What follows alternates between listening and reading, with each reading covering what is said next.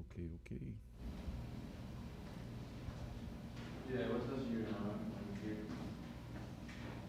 Moise. Moise. Yes. Catch this, and if you can tap it to make sure the mic's live. You'll also Probando. since being around here, you'll also learn a lot more stuff. Oh yeah. Hello. You're good. You can put it on the table. At you. Can I help you, Carlos? No, I think that's it. He's ready.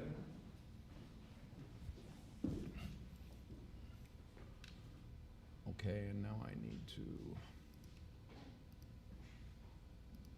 Hello. Hello. How you guys doing? Very good. How are you? Moises here. Moises. How you doing? Jay Lagarde. Nice to meet you. Bob Norberg. Nice to meet you. What do you sell? What are you selling? Yeah. A lot of LED products and some aviation stuff. Your own brand or reseller or a little bit of both? Private label. Full time for about 15 years. I just needed one when during COVID. Okay. Looking to get that brand back. Okay. Oh, you were looking to buy it back maybe? Yeah. So you sold it? Yeah. And not doing a good job. I'm in a very similar process to that. Sold to Grazio, so. Oh. Yeah. Grazio's gotten themselves in a lot of trouble. Yeah. So but they paid you well. I'd say we got a fair shake initially. Yeah. There's a lot of hope here now that hope never. So they had some obligations to you after the fact. They bought it for you, but then they were gonna pay you based on how the brand performed or something. Yeah, 2-year earnout. 2-year earnout, yeah. So, I learned a lot with that process. Yeah, no, that's true. Earnouts are always, yeah. Especially when you don't have control over certain, and the terms, you don't always understand other terms. You don't know what you don't know. Hey, welcome and come in. ¿Está bien, está? Bien, bien. ¿Cómo le va hoy? Qué bueno, leer. Unless you've done that before, it's very, even field lawyers. How you doing? Doing good, man. Yeah, good to see you. Absolutely. Happy New Year. Happy New Year, man. Hi, guys. That's tough. But Grazio is not. I don't know, there was been a lot of Frío. stuff. frío afecta mucho, la verdad. Entonces, para hacer todo con el frío. Y cuando sin abrigo. Sí, y ahorita no está tan frío como en la mañana. Pero también se sentía hambre. Sí, ¿verdad? They were huge name, obviously. Yeah, it seems like a good constructive choice. You made the best decision. Y ya subió 70. So you think about it, change it? Sí, porque cuando hace rato que estaba llegando estaba más fresca. Migró. ¿Estás, hermano? Mira, ¿verdad? ¿Qué lugar se ha hecho? Hey, Rob, how are you? Yeah, I was a seller back in the early days. I started This guy multitasking 2 screens. Right. Get over the cable, might as well. I'm gonna trip at any moment, man.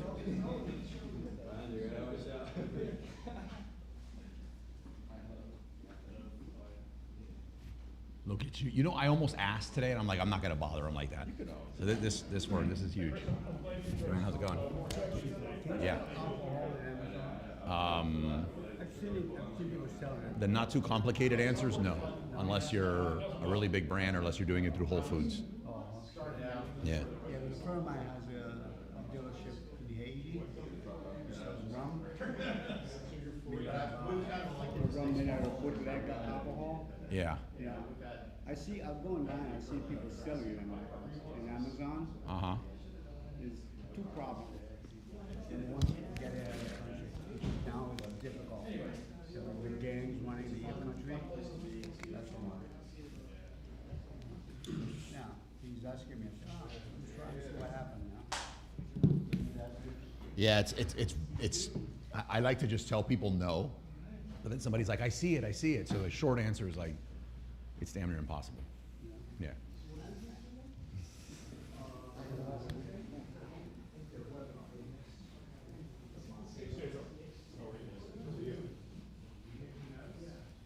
All right, we're gonna get started in a few minutes.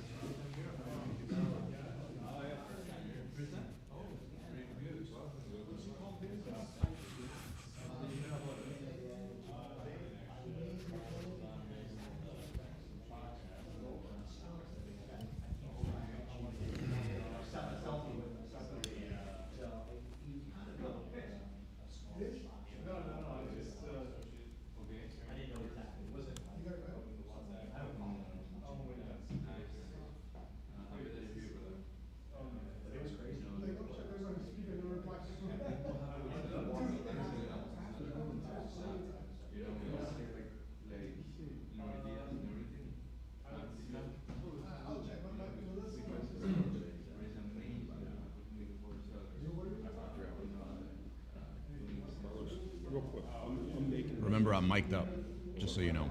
No, I'm fine with it, just so you know.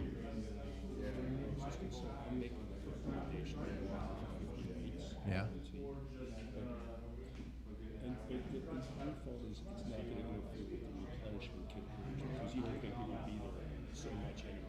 Right, that's where I'm coming from. Yeah, okay. If it was going to be there very heavy, then yes, it would. Well, we could always do something price-wise. Sure. Always reduce that. Sure. Guaranteed 120, 90. Absolutely. 2 more minutes, guys.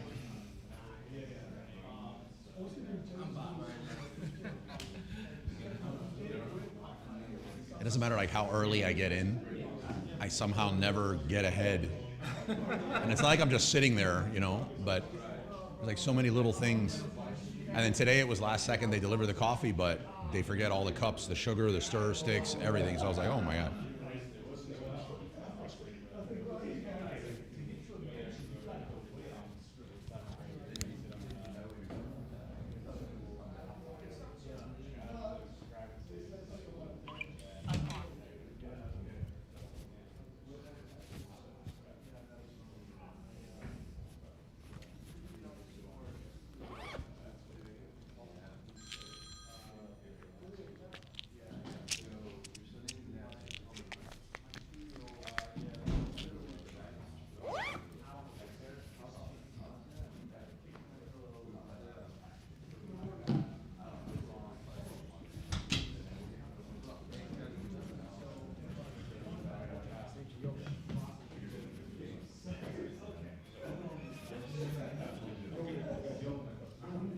All right, let's get going, guys.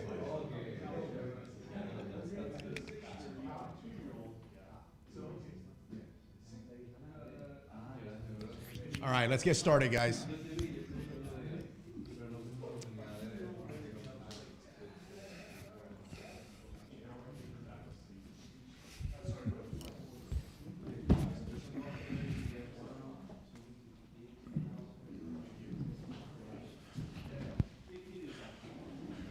We're going to start up with the beginner hour. We got a lot more people on the way, but for those of you who haven't been here, this is our Etsy meetup group. I tried to keep a straight face. Thank you guys for coming out. Some really, really good news is the speakers are here. So like some of them like to wait until the very last second and test the limits of the anxiety that I can take. But they got here really early and they were super communicative. Yeah, yeah, cool story. I feel like they're some of the rare people in the space that have stayed like 5-star people in my book, personally and professionally, the entire time, which is hard. I don't think I've held 5 stars myself over the last 15 years in the space. They're also the founders of the first software. I think the first software ever in the space. Am I right on that with Feedback 5? Yeah. I keep saying that because that's what I remember, but is that? There was one tool that was before us that I'm aware of, but it no longer exists. It was a company called, believe it or not, Wrinkle Brain. Wrinkle Brain. I don't even remember that. And it really wasn't a SaaS software, it was a SOAP API connector to help you grab your orders and bring them into your order management system. So Yeah. I'd say Wrinkle Brain was first, you probably haven't heard of it. No, I haven't. But I remember, and I believe the name stayed the same, but it was Feedback 5. Yeah, we came after them, we had our own version of that tool, but that's long since gone. Yeah, but remember Feedback 5 talking about reviews and setting us up for reviews before it was even a popular topic. And now it's popular, infamous, all kind of stuff. But really good. I'm very excited for today's presentation. We start these off with a beginner hour. We're blessed to have some amazing sponsors, which Ecom Engine is also one of those sponsors. I say this, and some people think I'm joking, but we recently passed our 1,500 meetup events that we've done, right? Yeah, that's correct. It's nuts. So 1,500 meetup events, all free to attend, right? Which was like really important to me. And I think if I charged $1, we'd have like mutiny. But like the free the whole time, there is zero chance that my wife would let me have held 1,500 free meetup events with me being all on 100% on the hook for the space, those keto-friendly empanadas that are in the back, all that stuff. So like, it would be impossible to do what we're doing without some amazing sponsors.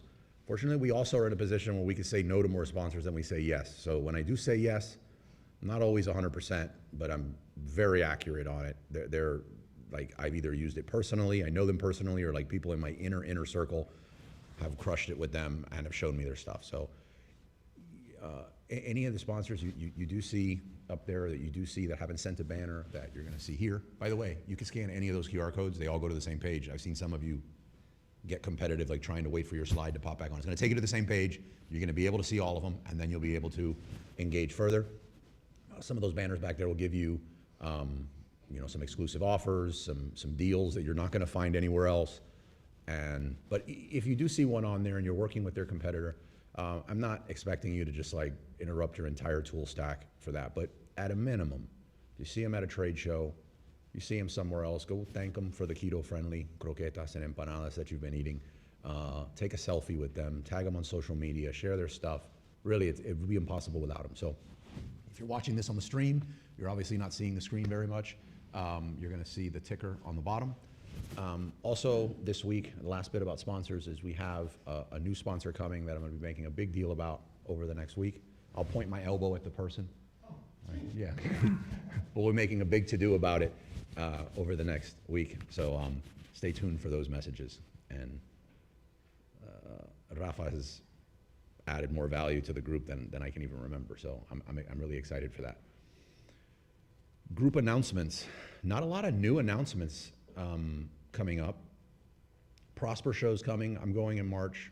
Anybody else wants to go, we'll do some stuff on the ground. We always do some cool events while we're over there. What else, announcement-wise? You're speaking at Prosper? Good, congratulations. I got a list of parties for Prosper coming out soon. Dana will know the parties. I'm a very party until 7:30 at night kind of partier. And then I'm partying with a book in my room and getting motivated to go to the gym early in the morning to try to do what my kids say, get rid of my fat belly, is what they call it. But yes, there are some amazing parties. I've been drugged to a few, and they were very Vegas memorable. So yeah, and Dana has a very comprehensive list of them, and sometimes he even has the secret knock that gets you into some of the other ones that are hard to get into. So definitely take advantage of that. And I feel like there was one announcement that I really wanted to let everyone know, and I'm blanking on it a bit now. Oh, some updates on, some of you have been following along on this, but one of the other models for selling on Amazon, and this sort of stems from over the years, the people that come in here, not everybody is, this 7-figure, private label Amazon seller, but some people will come in and they want to start a brand, and they saw a YouTube video that said they could start a private label for like a couple $100, and I just can't support that. Like, I mean, I'll give you all the advice in the world. It's just, in my mind, that's impossible. And unfortunately, I have to kind of I don't want to say don't do anything, just go pray and eventually the money will come. So I wind up pointing them towards like an arbitrage model to start. But man, that's a grind. It's a grind, and you're getting hit with IP complaints every other day. So it was very hollow for me to give that recommendation.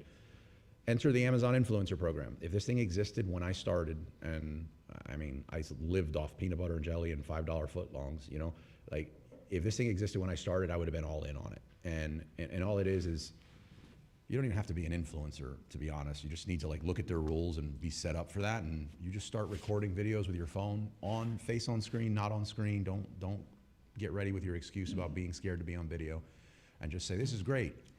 I really loved it. I felt a lot more hydrated versus drinking Gatorade, and then that's it. And then you post it on Amazon.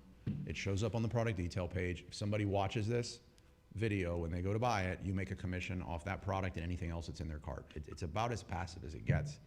And if you did like 5 videos a day, most people are making, you know, I don't know, $1,500 to a few $1,000s a month on that. I don't know anything else like that with zero startup costs that can do that.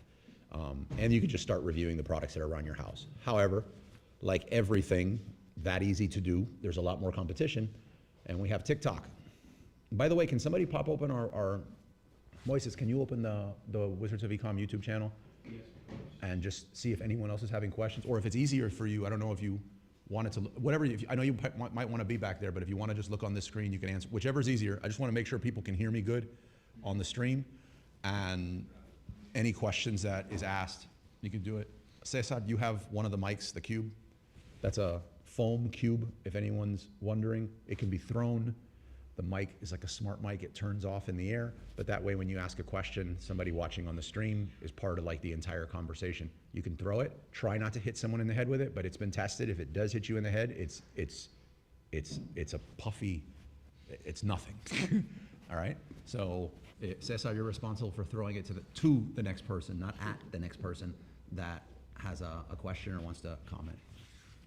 But enter the TikTok creator program.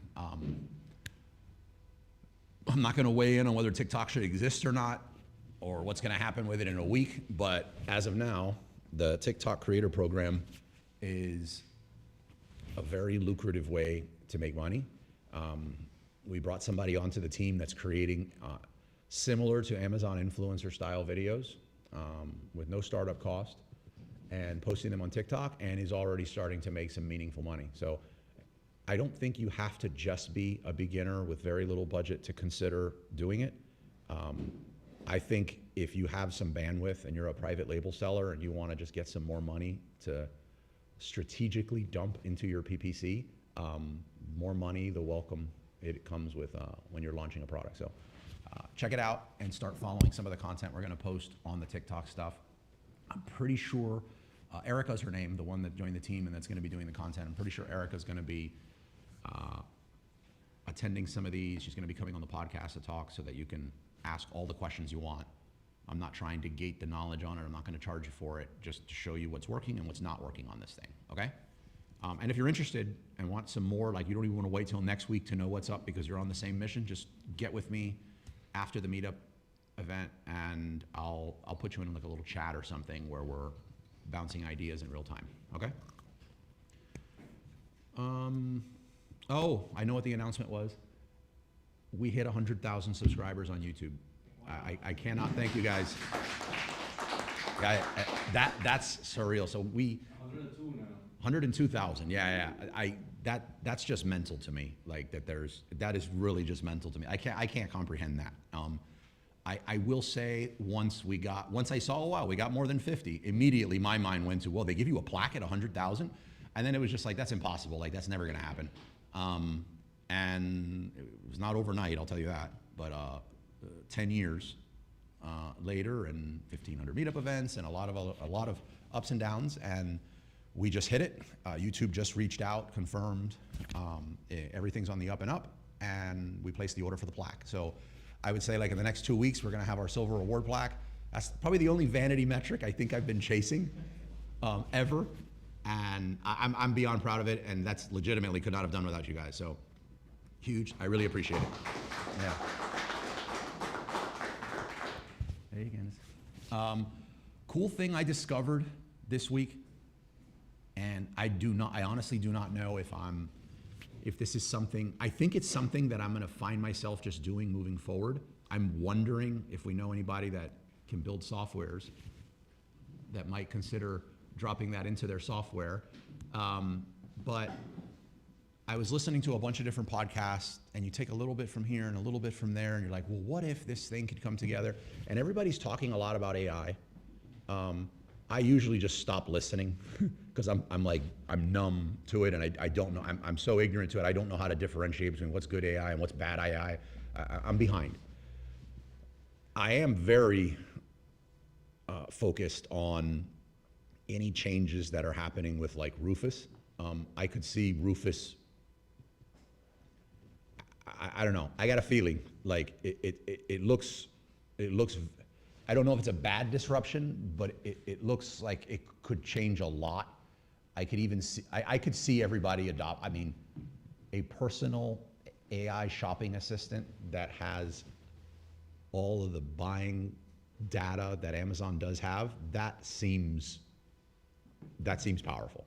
I have even found myself buying something that I know is compatible, I think is compatible with a thing that I bought before, and without prompting, Rufus coming and telling me, by the way, if you're getting it for this, it's not compatible with that. So I'm like, what? Yeah, I was. I bought this thing a year and a half ago. I'm starting to see that, which I don't know if you guys are seeing that, but that was like, oh man, I was about to buy this thing. I'm no longer buying this thing. Rufus could be wrong. And then hearing the stuff on the podcast got me thinking. So I went to a few of my listings. I went to a few of the listings of some friends of mine who I'm blessed to be able to go on the back end and look at their stuff. And I started asking, mind you, this was an entire day. This rabbit hole stole a day of my life. And I started going down this little Rufus rabbit hole, and I started asking questions to Rufus of the listing that I was on for things that I knew were obviously true. And a good bit of them were true. Rufus came back and was like, yes, this thing does this, or yes, it's compatible with X. But to me, an unacceptable amount was coming back and saying that it was not, or it was saying this thing rusts. And it 100% didn't. And I wanted to know, and I do not have I'm not saying that I solved this thing by any, I mean, I just started doing this. But I started looking at like what, I know somebody on the back end didn't say my thing rusts, but I also don't see anything on their listing that says rust free. Like somebody didn't take the time, like we just assumed at some point in our evolution of the listing, rust free or does not rust was dropped from the description or something. And I found some reviews on the listing on the bottom. Weird that they were 4-star reviews and the person was saying they didn't like it because it rusted. And I was like, why? That's not a 4-star review. Like, that's a 1. You get something, you're upset. Why do you leave a 4? My mind suspects that it was left as a 4 because I don't know how to remove a 4. And if that, I mean, you guys could chime in. You guys know a lot more about this on the back end. But if I leave a thing and I say your product rusts and I leave a 4, I don't think you can remove it because it's not a 1 or a 2. Like, how do you? I don't even think you're allowed to challenge it. And because of that, Rufus is now reading it and saying that my product, yes, according to people, it rusts. So I think there might be something that's going to start happening to where your competitors are dropping reviews that Rufus is feeding off of that are hurting your product. So that's one. The other one is, I was like, some of the stuff I asked Rufus that didn't come up, I used it to influence the product detail page itself. So then I was like, there's got to be an easier way. So I copied the Amazon product detail page. The product really doesn't matter, but I copied the product detail page. I went to ChatGPT because for some reason when I put the link, ChatGPT didn't read it. And anybody know why that is, by the way? Do you guys find that? Like, What was it? I got a link of a URL. I got a link to an Amazon product. I dropped it in ChatGPT and it didn't read it. Sometimes you have to check the little icon to say search the web before you do that. Like, I've had it go both ways where say go look at this and give me the information. It goes, yeah, absolutely, gives the information. Other times it goes, oh, I can't possibly do that. I can't access that data. Okay, well, it didn't work. So I guess it's called scraping, but I just copied everything I could across the page. I pasted it into ChatGPT, and I said, what is this product? And it told me, I was like, okay, it gets what I'm saying. And I was like, what is, please, obviously you gotta say please to ChatGPT, please tell me 500 questions you would have about this product. I got the questions, and then I asked Rufus those questions. And it's going to heavily influence how I write that listing now. Like, it's gonna change a lot, because my guess is that if Rufus is gonna be adopted at a higher rate, and these are the types of questions that somebody would ask, I need Rufus to understand that my listing does X. So it's very early. What I would encourage you to do, or maybe there's something out there that solves for this already, I would encourage you to ask your product questions with Rufus and see how it's reading or responding to your product. Make sense? That sounded a lot more dense than what I thought. If we can, I think maybe if we can sneak enough drinks into the guests today, maybe they have a department that can add a little something in their software that could make me not have to paste 500 questions into Rufus. That would be fantastic, and I would pay more on my monthly. All right, hint, hint. Yeah, there's a question in the live chat. Yeah, By Dean Lowe. that's a cool name, Din Lo. Dean Lowe, yeah. That's a really cool name. Oh, it's Ting. Oh, Ting, yeah, okay. The question is related to AI. Okay. Talking it is. Oh, man. Is it a good idea to have GPT to optimize the listing? Oh, God. I'm going to get beat up pretty bad. So I want to say again, I'm like AI illiterate. I'm not an AI expert. I'm like so far away. Like, so hopefully you guys don't start asking me questions. If you were impressed by that AI Rufus thing, I think I was taking Adderall that day. I had a lot of time on my hands, and that was like the best thing I've ever done with AI. I'm not the person to ask for that. I will tell you that we write a lot of listings. A lot of listings. I remember a long time ago, for those of you who've been here for a while, I created, in a competitive thing with a friend, I created a Fiverr gig on Fiverr just to be able to do a break-even price to help people in the group, to have my team write listings for you guys. And, which, thank you, by the way, we're top rated on Fiverr now because of that, but, or a Fiverr Pro. But I would love, as a seller and on that side that sells gigs, to be able to get AI to write listings the way I write them. I've not been able to do that. Is it my inexperience with AI? Possibly, but there's so many other, Flaco. There's so many, like, I don't understand how AI would do it, because there's so many considerations that you would need to make. Like, some people come and they want a listing created and they're just like, here's my product, write the listing. And like, that's it. And then you do the best you can. But you really should do the research on the keywords that you're wanting to go after and make sure it's aligned with your budget of what you're going to do, and then let that lead the creation of the listing. I'm not sure how you would feed that into AI, like, to do that.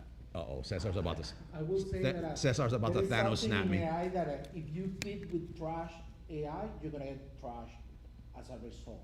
So you're saying I have a trash prompt is the No, issue? no. But you can train. The thing is that you need to create a complex prompt in order to get a better results. Okay. Getting the description of what you're going to I agree with that, but let me ask you something. Do you believe that if you had the time to create this complex prompt, that you could create something better currently than somebody who's written, you know, thousands of listings, understands Amazon from a seller perspective, understands PPC, and knows their competitors? That probably is gonna help you that you have the experience to make a small adjustments and reduce the time that you create the description. For example, you can create based on knowledge, based on the most important things that have to be in a title or bullet points. So you're talking about more And from a you beginner. gather all that information, and put it as a part of the knowledge that that GPT had to have. And you can give details about the product, and they will help you to, based on those rules or that knowledge, to create something that you just need to adjust a few things. Okay, yeah, that's, you're near the mic, so Ting should have heard that. I hope that helps with the answer. Ramon, what do you think? I mean, you're an experienced seller, like, and I think you have more experience with AI than I do, so like what? Well, I got here a little late. I'm not exactly sure the context of the conversation, but with regards to keywords, I would go even further. I would do it before you even source the product. You gotta know what keywords they're going after, and you gotta have a very clear understanding of how you envision the path forward. Now, when it comes down to you're about to create your listing, yeah, you can make adjustments, but that's gotta come from way before. Yeah, I agree. I know you got here late, but you don't listen in the car, I mean. Yeah. After the quick call, Rafa's gonna be reading the questions from everyone. Sure, yeah, of course, don't worry about it. Rafa, you got the questions? Yeah. There's more questions. That's what was, Tim said yes, got it. Okay, cool. We got about 28 more minutes of questions for the beginner hour, and while everybody else starts getting here for our 2 p.m., any updates from anybody this week? If not, I start picking on people. Yep. I've been in wholesale for about a year and a half now. Sorry to hear that. And I'm trying to turn, like, I'm skating the wholesale Yeah. side, but at the same time, I'm Throw him trying to transition- Cesar, can you throw him the mic, please? I'm trying to transition into private label. Yeah. And my biggest issue, because I've had a Section 3 complaint on my account before, is keeping my account safe, you know? So I've been very hesitant in opening up a second Amazon account because I don't want any issues with my current account. So Yeah. I just wanna, I'm kind of stopped by the fear of doing it wrong. Yeah, okay. Well, I think that's I wouldn't let the fear stop you from moving forward, but like, I think having a healthy respect for like, there's rules here, Amazon's very unforgiving, and I need to know them is a smart move. Like, what is it, like, don't be afraid of electricity, but have a healthy respect for it? Yeah. I think I still have 12 or 13 accounts, most dormant, that are Amazon seller accounts, all with Amazon's blessing. You can have multiple accounts. There's just a very specific reason as to why, like, and then there's, like, for example, it's a different business, different entity, different tax ID, different address, like a different everything. You're probably, the only things that are like the common denominator across the accounts are you, your computer, I guess it's called a MAC ID, your IP address, like those things can now be, well, because you've done that, there's now like, I like to describe them as an additional set of rules. And I feel like Amazon used to do a phenomenal job at, like, there used to be a process. Like, I used to contact Amazon, I used to contact seller support. I used to say, hey, I'd give them some line about, based on our extreme success adding products, because they love hearing adding products to the catalog, right? Adding products to your catalog. We would like to add new products to the catalog, but this is under a different business. I understand the rules say that I can't, blah, blah, blah.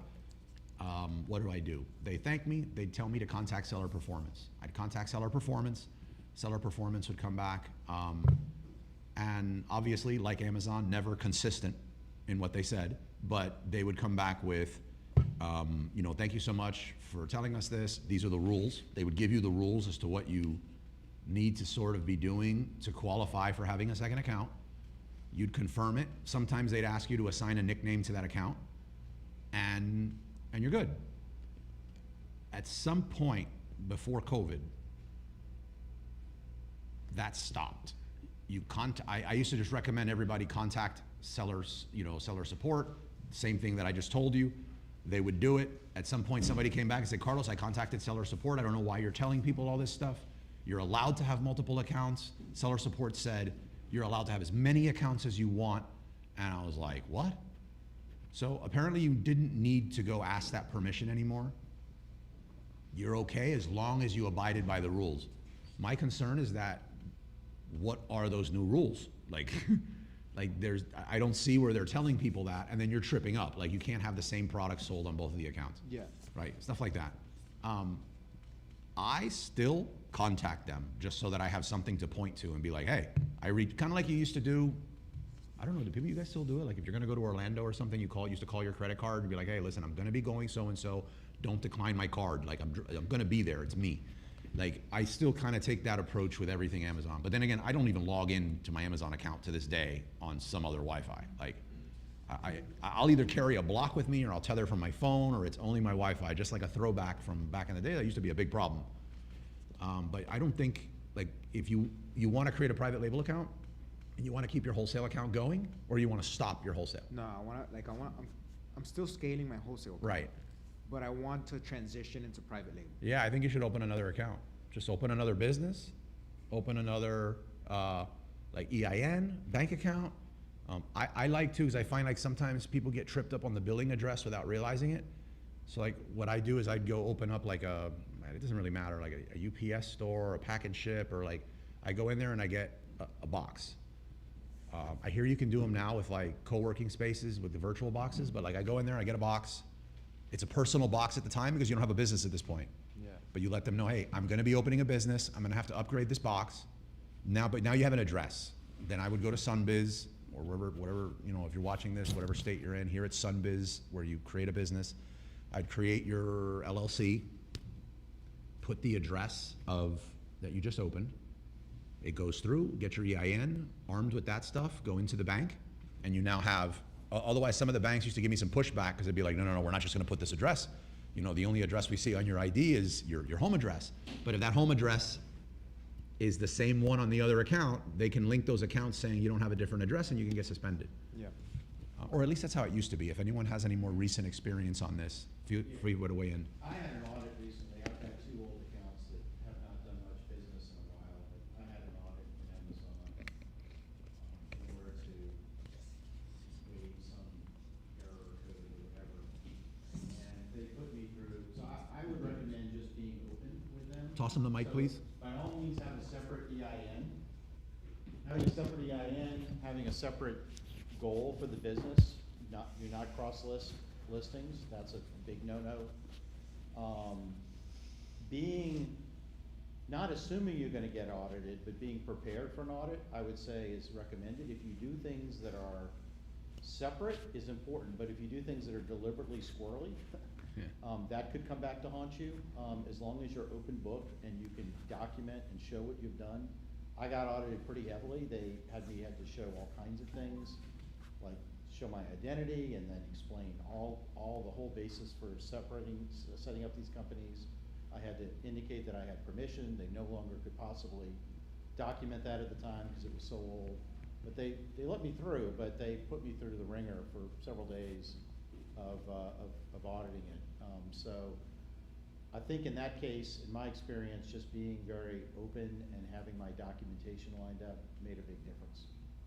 Yeah. Yeah, for sure. I think you're smart, and if you're gonna do a private label, I would separate it from a reselling account.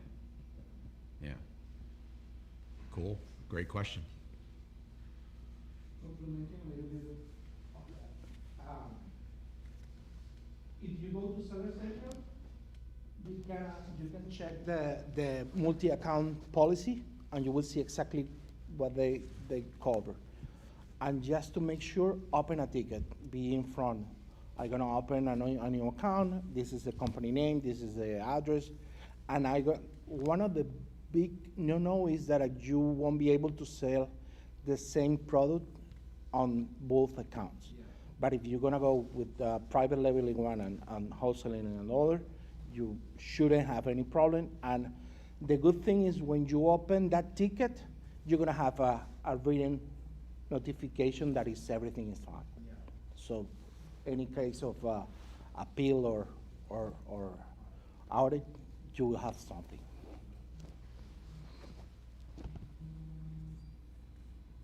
Cool. Candace, what's new in the world of Candace?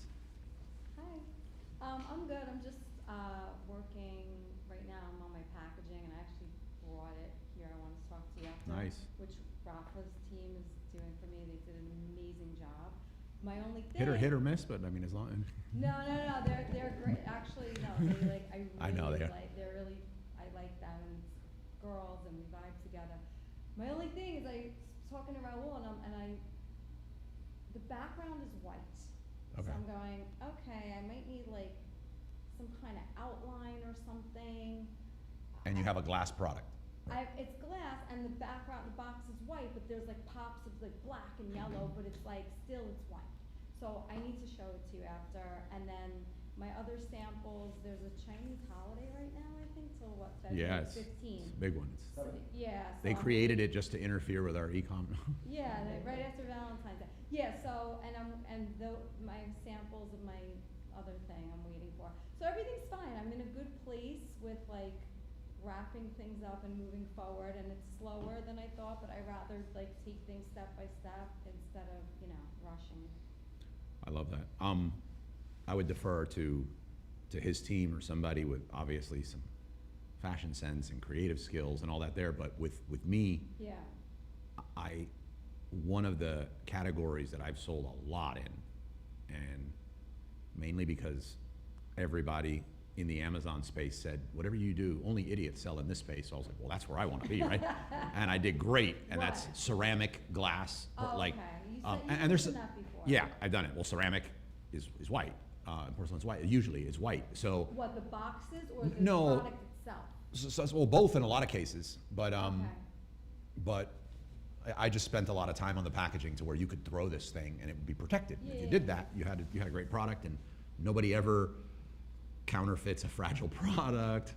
No courses come out to, telling everybody should sell in your niche. It worked out great, but I had a big issue with a pristine white background and products that were predominantly white and white boxes and all that. And I know I'm not gonna use the right terminology, but how somebody was describing it to me who was doing my shots was you can adjust the temperature of the white. Right, yeah, Raul was like, well, I did beige for something, and I'm like, okay, like, I didn't, and he showed me. Yeah, but there's like a bazillion whites. It's not Yeah. just, I mean, Amazon has their white, but like you can do stuff to your product that can adjust the temperature of it to really make it still be white, but really, Like a cream. really separate itself from the background. There's also drop shadows.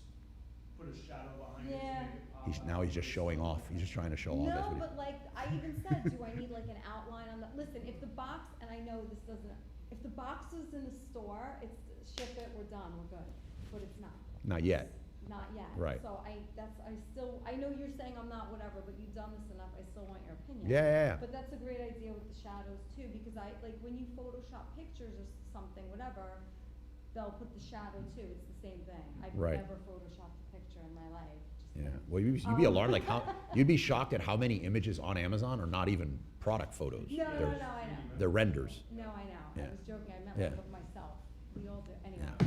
Um, And as AI gets better, I mean, I don't know. If you're a product photographer, are you in a little bit of trouble? I don't know. Oh, you'd be able to say, well, how is AI? Are you guys seeing AI? You'd be the best person to answer that. Yeah, It's not there yet, but it will be right. next year. Next year. Wow. End of this year. Well, if you guys want to lose like 6 hours of your life, check out Sora. who is it? Sora. Sora? Sora on ChatGPT. It's like their video thing. Uh-huh. Sora. It's like you could just now say, you know what? I had this really cool idea. Let me just make an Avatar quality movie. Like you could just create. It's insane. Like you just can create anything, and it's not just a still image. It's a video.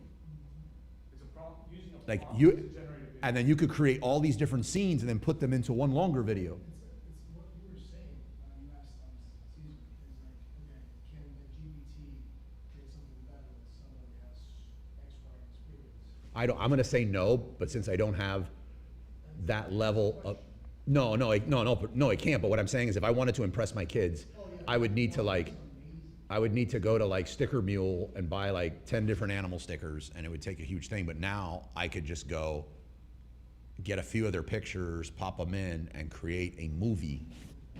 Right. But yeah, if you have expertise in storytelling and it's arc and all this other stuff, and you get a hold of these tools, then yeah, I think it magnifies how good you are.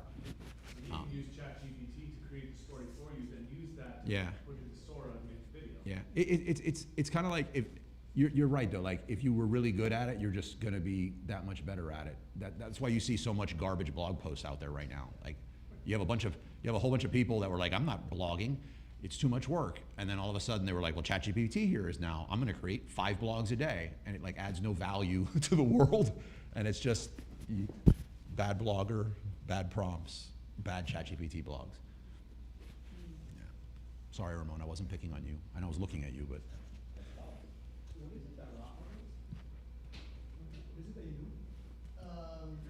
Can you throw him the mic, somebody, Rafa?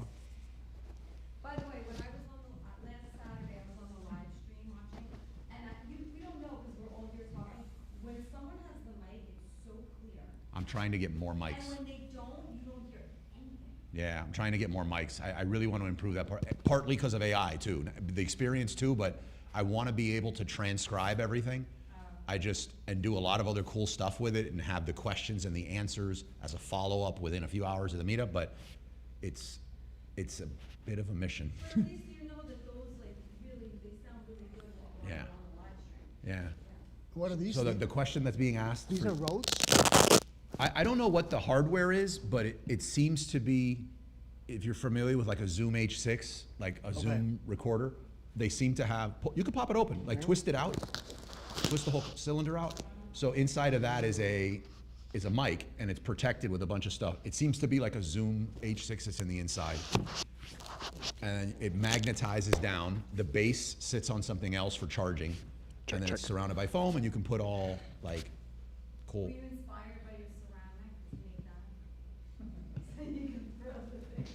Well, I thought about it for sure. Like anytime I'm talking about a fragile item and everyone's like, well, you can't do this with it. I'm like, oh yes, you can. Like, So question was, what does Share Studio role is? We optimize listings mainly, and if you need to launch, we can help you launch as well, like in the creative aspect. So we help tell the story as effectively as possible so people buy. Manipulate people into buying, basically. Yeah. they're some of the best content creators and like content storytellers and creators in the space for optimization. They do product photography, videography, and they know the human psychology behind it too, because you could throw a rock and hit someone that could take product photos. We'll work on your delivery, Mr. Humble. I wish somebody would ask me what I do. Like, oh man, that's the rest of it's an hour. I have a question on YouTube. Thanks. Oh, you were I'm asking gonna a ask question? Ramon what he does, and I'm gonna throw him the mic. All right, so question on YouTube is it a good idea to have GPT to optimize the listing? We kind of covered it earlier. Yeah, I haven't seen anything with the AIs that, including and especially PPC for me so far, that you could just, well, actually in some cases with PPC, like some very like the minor things, but if it's like some super complicated thing, I haven't seen anything that gives me the trust to say, I just push the button, I walk away, and everything's gonna be much better than me and much better than a bunch of humans looking at it. Are we gonna get there? I mean, they did Sora. I can't imagine that we're not gonna get there. But that's my take. I've also not tried all of them, and I'm a self-confessed AI illiterate. So, I just wanna oh, go, no, he here grabbed the mic, but we could. Go ahead, Ben. Oh yeah, I just wanted to go back in time a little bit and talk about your white packaging Me issue. too. 'Cause I've had issues like selling, transparent products and stuff, but I had an idea to, find competitors that have white packaging, really study them. The first thing that came to mind was Apple, and because they have a lot of white products and white packaging, and it seems like what Dana was saying, they give it like a really refined shadow. So I'd take a look at what they're doing. Yeah. Yeah. I don't, well, I was gonna say, they don't really need any marketing, but yeah, I mean, yes, they do. But Yeah. I know what you mean, but that's true, yeah, I mean, was that all you were gonna say? Yeah. Okay. My question was, so, all in all, do you feel like your products, if you were to like have everything lined up you've ever done, do you feel like the ones that were in the white packaging were like a little less, and maybe that's why? No. No. Okay. On the contrary, I would say the packaging for me, and I've had some horrible packaging, Yeah. but like the packaging for me that did the best I would say was mostly minimalist, Yeah, well, yeah. but I don't think it was like the minimalism that did it. I think it was more anything that, we call it a scroll stopper. Like if everybody's blue and you're something completely different and it catches your eye, and then after it catches your eye, well, like, that's a decent price. Those are good reviews. This title is what I'm looking for. Like, a bunch of other things could check, but if it never caught your eye and if it never stopped your scroll, you don't get that far. So I think it was more about what it looked like in comparison to your competitors in search results. All my competitors are black boxes, Right. literally every single So one. I would except for, I would like, want to one. be I would want to be a white minimalist box in Yeah. a sea of black box competitors. Yeah. Yeah. Um, Okay. and I think, in my experience,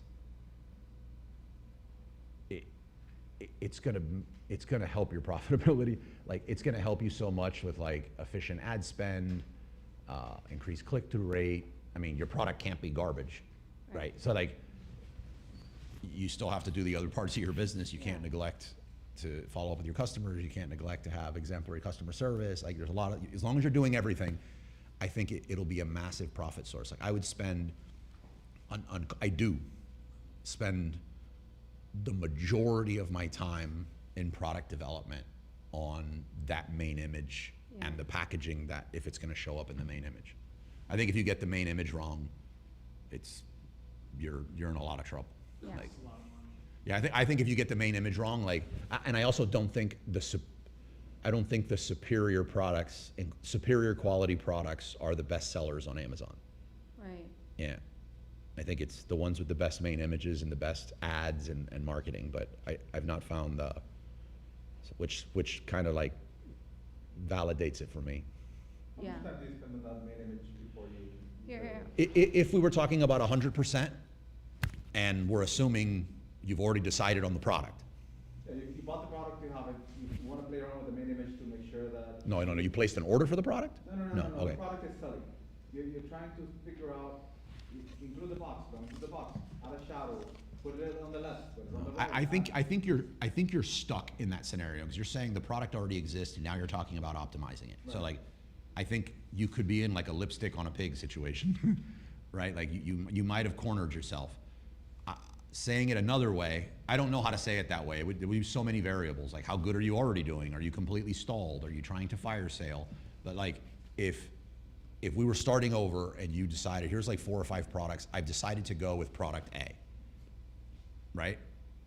Before placing an order for mass production, I would probably spend 85% of my time on nailing that main image. And if that main image is going to include the packaging, I would probably, it's like that off the charts amount of time. I would put another, I'm not saying the PPC, I'm not saying any of that is not important. I would spend a ton on the keywords too. You're talking about pre-launch.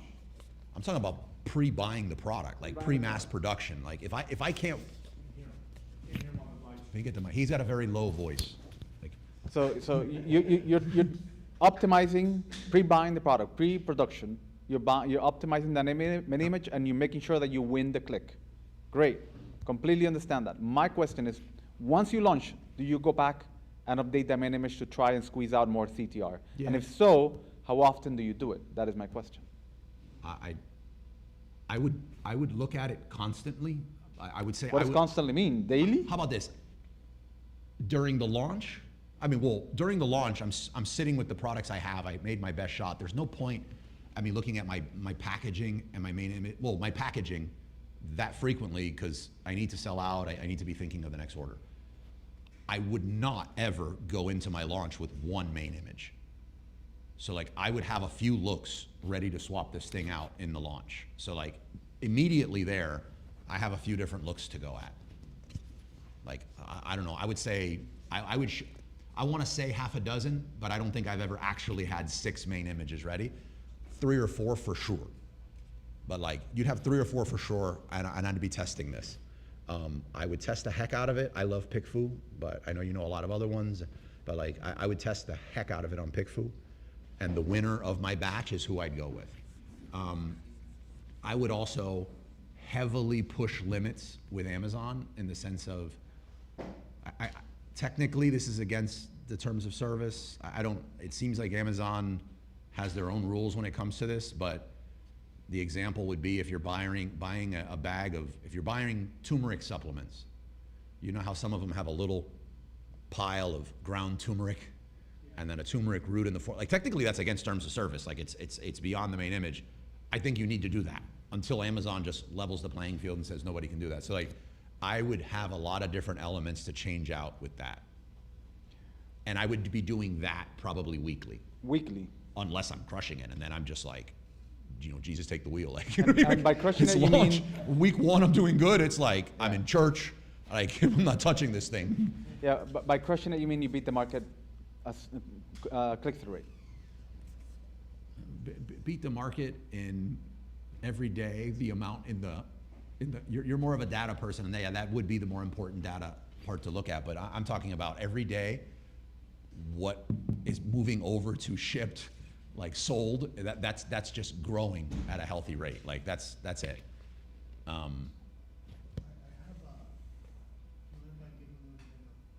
Throw on the mic. He was selling over 400K a month. We got him over to 800 in 3 months. And one thing that we did was optimize the heck out of the hero image. So what we did is we got the hero images of all the competitors, top 10. We did IntelliV test, pig food test, I forgot the other one, product opinion test. When we got those, then we started creating our own hero images. We created like 12. We ran tests on our own hero images. Then we ran the test against the competitors' hero images. And then we didn't update their hero image. What we did is that we ran A/B testing against their current hero image because we didn't want to, obviously, we touched something that could be hundreds of thousands of dollars. So we did A/B testing with their current hero image.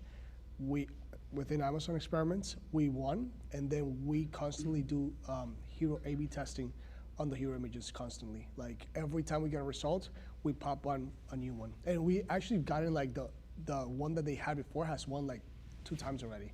And then it's just a constant repeat and rinse. And we are constantly updated terms depending on the season, what do you call it, the Valentine's Day, all these other holidays. I think that's been really good, but it's a lot of work. On launch day, hourly, like twice an hour, I'm looking at it. And then at some point though, you're like, okay, this isn't going, I think it's the main image, I've looked at everything, I've isolated this, I'm getting the amount of views and traffic that I need to this listing, but I'm not getting the amount of clicks that I want.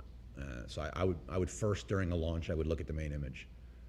I guess it would be main image and title, but I feel like if you're guessing that your title was wrong, Yeah, you got more problems. you got much bigger problems on your hands. So I'd be looking at like the main image, and I'd be swapping that out. And then once we get through launch, and I know what's working best. I have that main image. How often am I going to be changing that main image?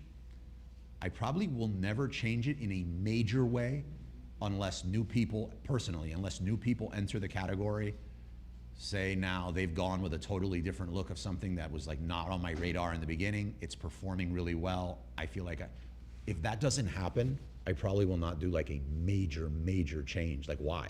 Like why would I? I would play with things like color contrast. So there's the, remember Jesus Diaz's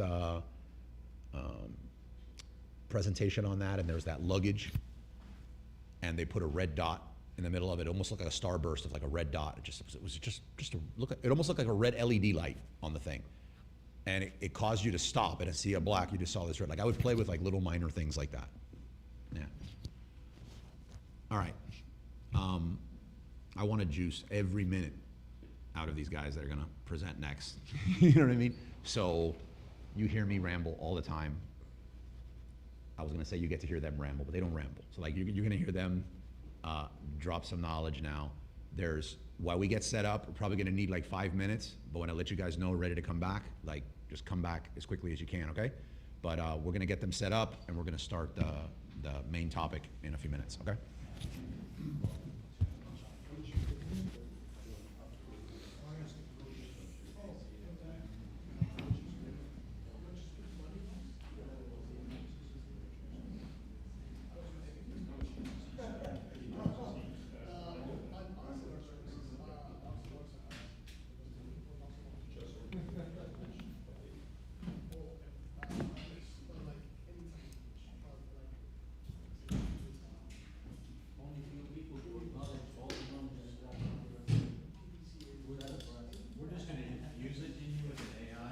I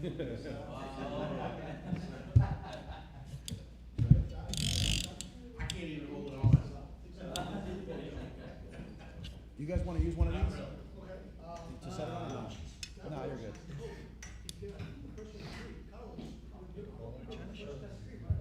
Which side do you percent off the Well, you may wanna be closer to them for the dongle, I don't know. Where's the? Oh, yeah, you wanna be over here. So tell us the history of these things, these, you know, The history is I am like fanatic about Star Wars, and my wife will not let me have these at the house. Ah. That's the true story. That's the true story. Yeah.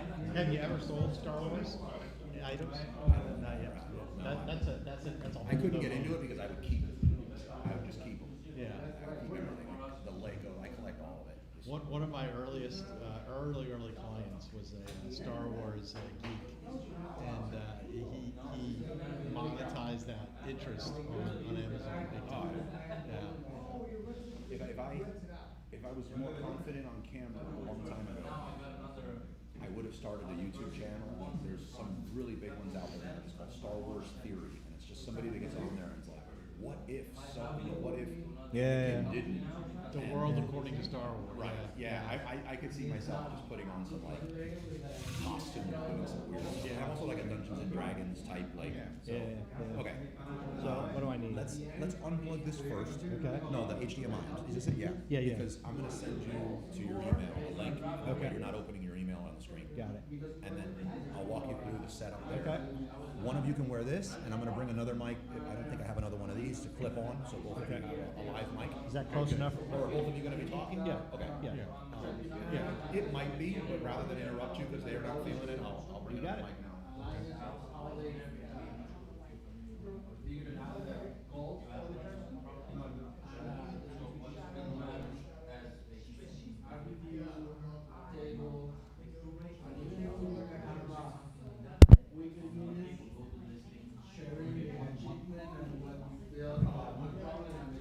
So here's the other one. So do you want this? Red.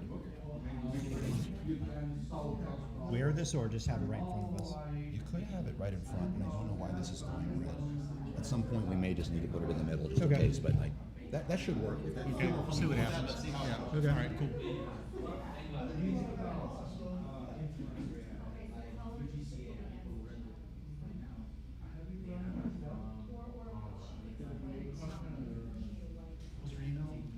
R. Norbert at ecom.com.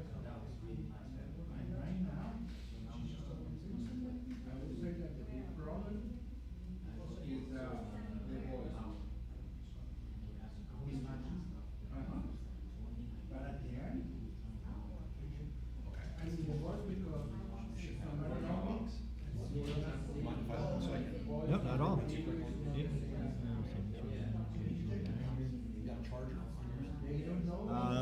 I don't, but I should have plenty of battery. How much do you have? I'm 100. You're fine. Yeah, yeah. This will last, like, this is in our all-day meetings, this lasts all day.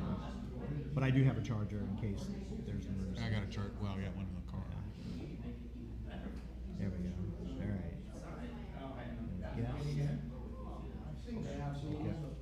What's your name? Anything here it asks for, I mean, I think it's the typical stuff it's asking for, just put allow. Allow. Hit join.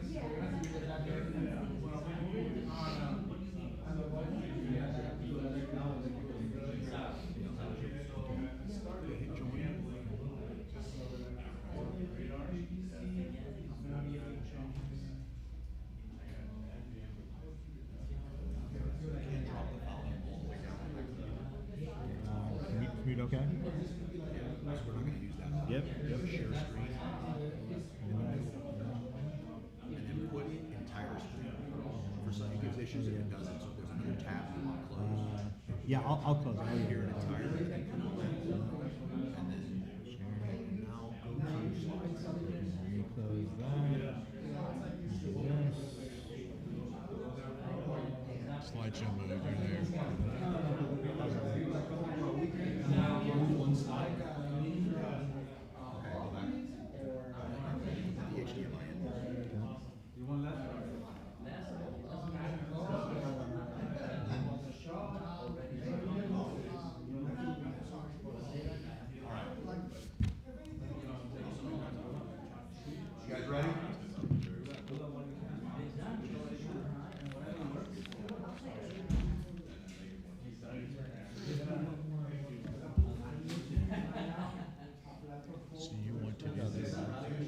See, there's the, see we're learning.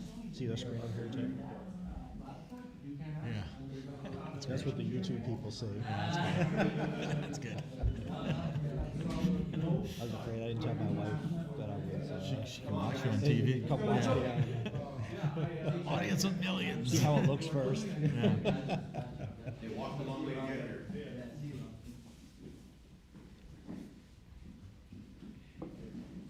All right, kind of snuck the intro in earlier, so I won't waste any more time. I believe these guys forgot more about Amazon than I know. That's not true. So, like everybody we have to present, try to stump them on a question, is what I like. That's what Try we to want. stump them on a question, and, take notes, ask a lot of questions. You're gonna be on a Saturday in Miami. Seems like a lot of people are like staying warm in Miami. This is frigid temperatures for Miami. It was cool, yeah, holy. Ask a lot of questions. I think they got some cool resources we're gonna be able to access, during this or afterwards, and I'll shut up. and let you guys Okay, go. awesome, great, thank you, Carlos. And I just want to reiterate what Carlos said, asking questions. We do have some material to get through, but we're very open to having questions throughout. We don't want to be robots up here giving Yeah. a stock presentation. Yeah, so. definitely make this interactive, and we're here just to sit and have a talk. It is funny, it is colder here, like, so the last couple days in Virginia, at least where I'm in Northern Virginia near DC, it hasn't gotten above 21 degrees in like 3 days, which is pretty cold for Virginia. I used to live in New England and you'd get that all the time. Like, and so it was down in the single digits at night. So I was like, oh, this is awesome. I'm gonna go to Miami. I get off the plane last night. I'm like, hey, it's cold. Like, not 5 degrees cold, but like it was colder. And so it was still nice. We sat outside without a jacket. So I was like, that's a plus. No snow on the ground. And no snow. Yeah. We've had snow on the ground for 10 days. It stayed that cold. We got like 6 inches and it's still on the ground. So it's kind of. Albany in Virginia? Yeah. Yep. Yeah. Of course, So, yeah. yeah, I'm in northern near DC. Jay's in Central. Richmond. And Richmond, kind of where the capital of Virginia is. And they asked us why we love Miami. That's right. That's the reason why. It's a great place. Exactly. Yeah. So that's where like Virginia's not too bad. It's a good mix because you get change of seasons. The cold isn't too cold if your perspective is like I grew up in New York and then I lived a long time in New England.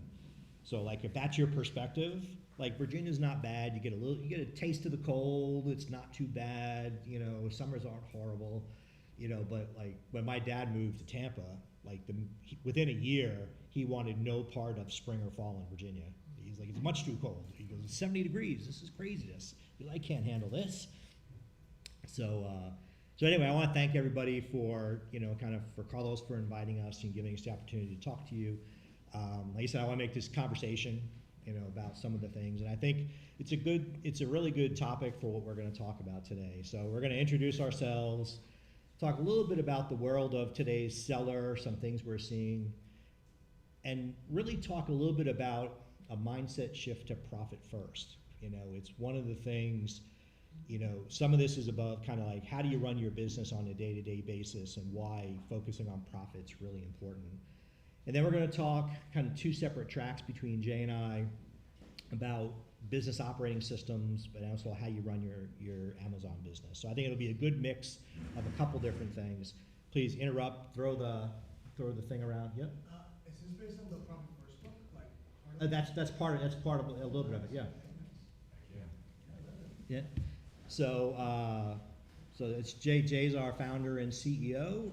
I'm the chief operating officer at Ecom Engine. So I'll let Jay introduce himself. I want to let him tell you a little bit about his history as a seller and kind of Ecom Engine's history, and Yep. then know a little bit about me. Yeah, thanks, Bob.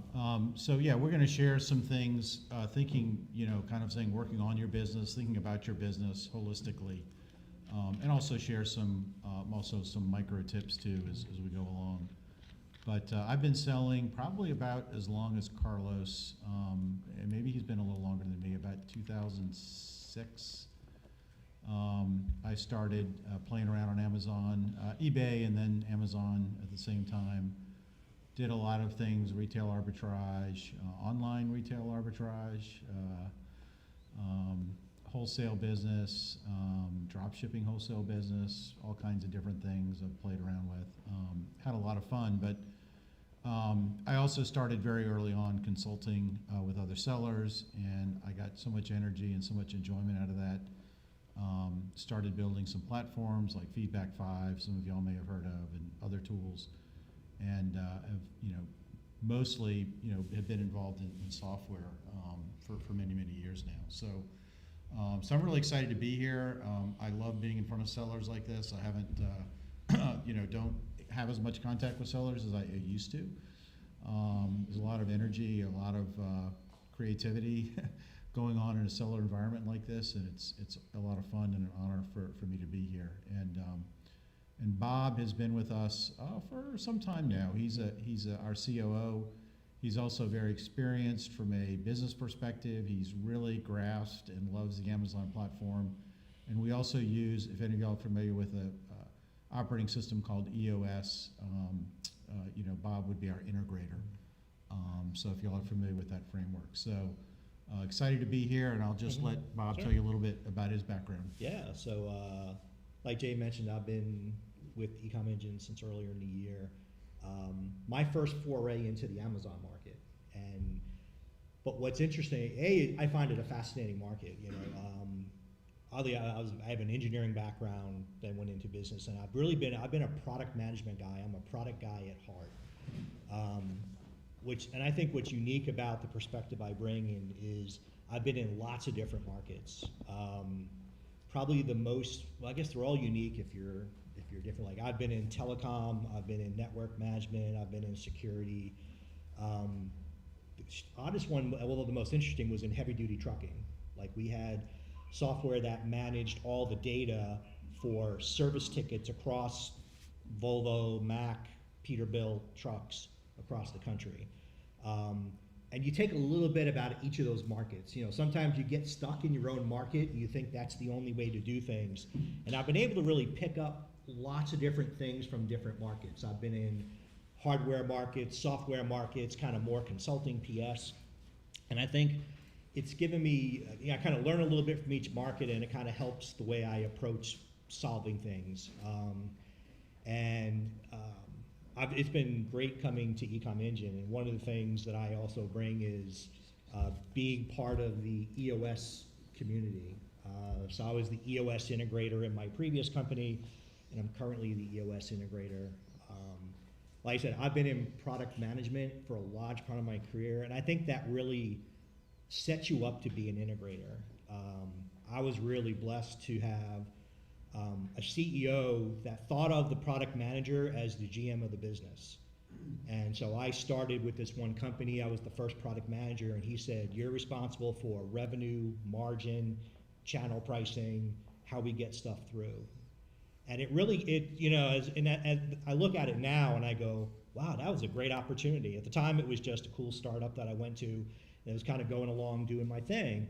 But it really does give you a perspective on how do you run your business? What do you have to pay attention to? Like if you're a product guy, it's not just spec sheets and feeds and answering features on questions. If I look at my pricing, I look at my packaging, what does that mean? How much volume can I do? So I think about that, and it was one of the things as a product guy has me think about the business a little bit better, and I think gives me that perspective on how to do things. And so, I've really been thankful for the EOS world when I finally got into it. It's been great. It's been great. And we're going to actually weave in some of the EOS things here. I know Carlos talked about it a little bit in December, where you mentioned the traction book, and it is kind of a thick book. Not a thick, it's a deep book, but it is actually a pretty approachable book. Can I chime in on something? Oh, there? please. Yeah, this is for me. So I had read EOS or Traction. I had read Traction a lot of times, and it felt dense and intimidating for many years. Yeah. And then I went through a phase where I was just intimidated of those types of meetings, and I was like, oh. And then I read Rocket Fuel. Okay. Yep. And that was my first. Either I wasn't catching it in Traction, or it was the first time I was really introduced to the word integrator as a specific critical role. Yeah. And as a And as something that was not visionary, if you would. Yeah, Because yeah. I was like, I looked at integrator, and I'm like, these are all these things that I need to do, and I was like, I just can't get out of bed if that's, I mean, I can do them, but I hate it. Yeah, yeah. And I'm definitely a lot more visionary. But you said something earlier about, unless I misunderstood, is integrator, I understand the integrator role as it's described in Rocket Fuel, but are you saying that that's where you, that's your zone of genius, or is it you integrate the EOS system into other businesses? No, actually, that's a good question. So, yeah, I would not call myself an EOS genius, but my role is the integrator. Is my skill set is say getting stuff done. You know, my role is set priorities, set projects, measure success. I can't solve emphasize issues. enough. We just got our first time, we actually, with Con, it's changed everything. Yeah.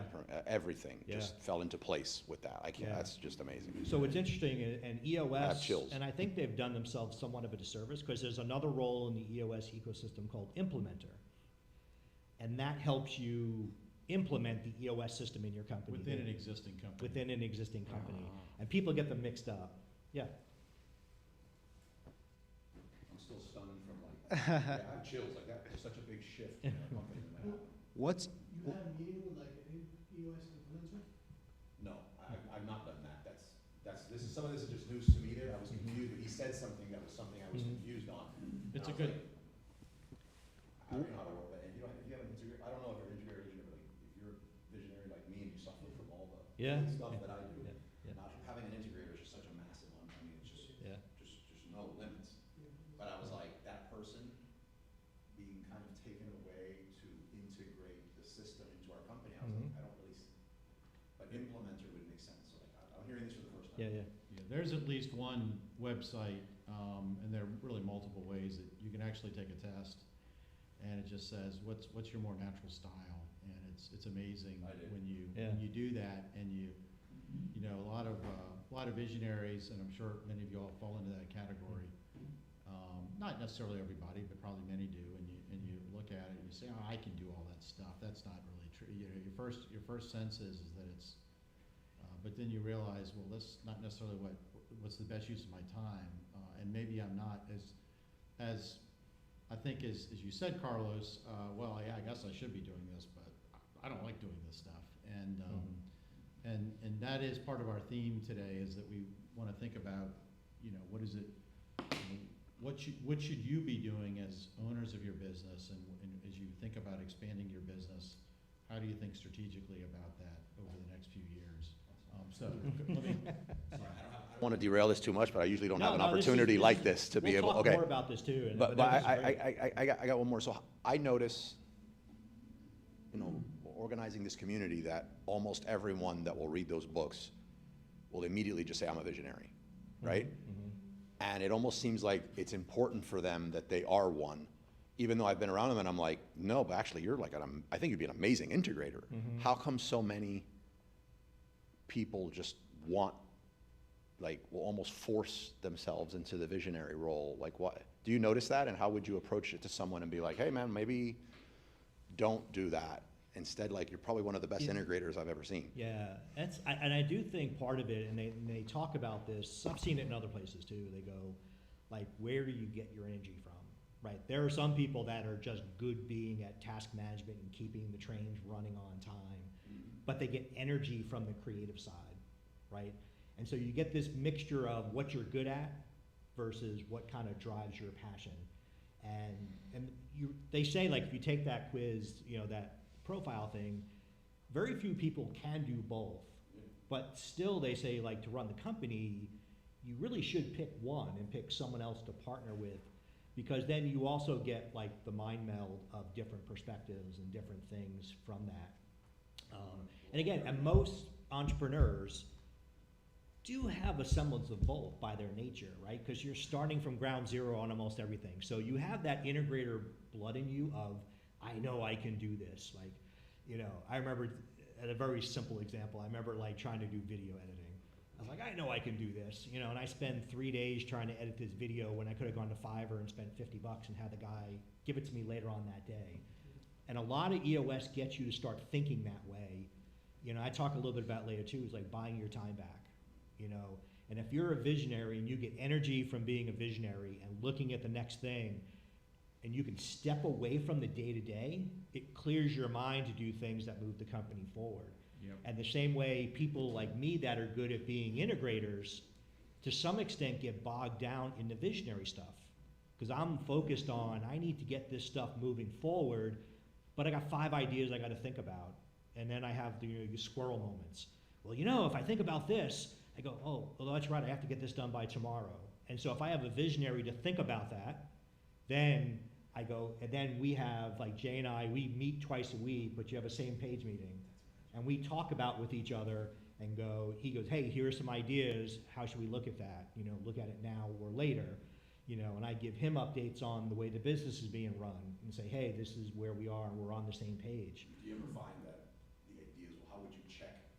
I don't know if check's the right Yeah, word. yeah, How yeah. would you check him? All of my His ideas are ideas are- perfect. He approves them. So we suffer from the same thing. I see. Yeah.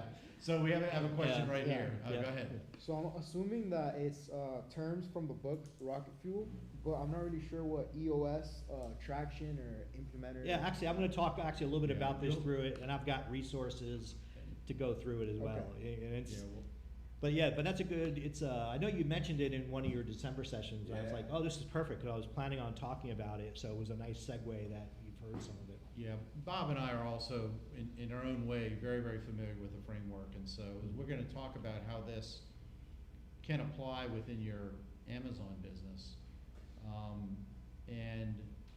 We're also very, if anybody wants to call, you know, reach out to us afterwards and do more of a deep dive conversation, either one of us would be happy to do this. I probably read Traction, as Carlos mentioned, right when it came out, but you don't understand it. It's one of these things that, you know, you can read a book or you know, how to hit a baseball, but until you actually have the experience of doing it, you don't fully get it.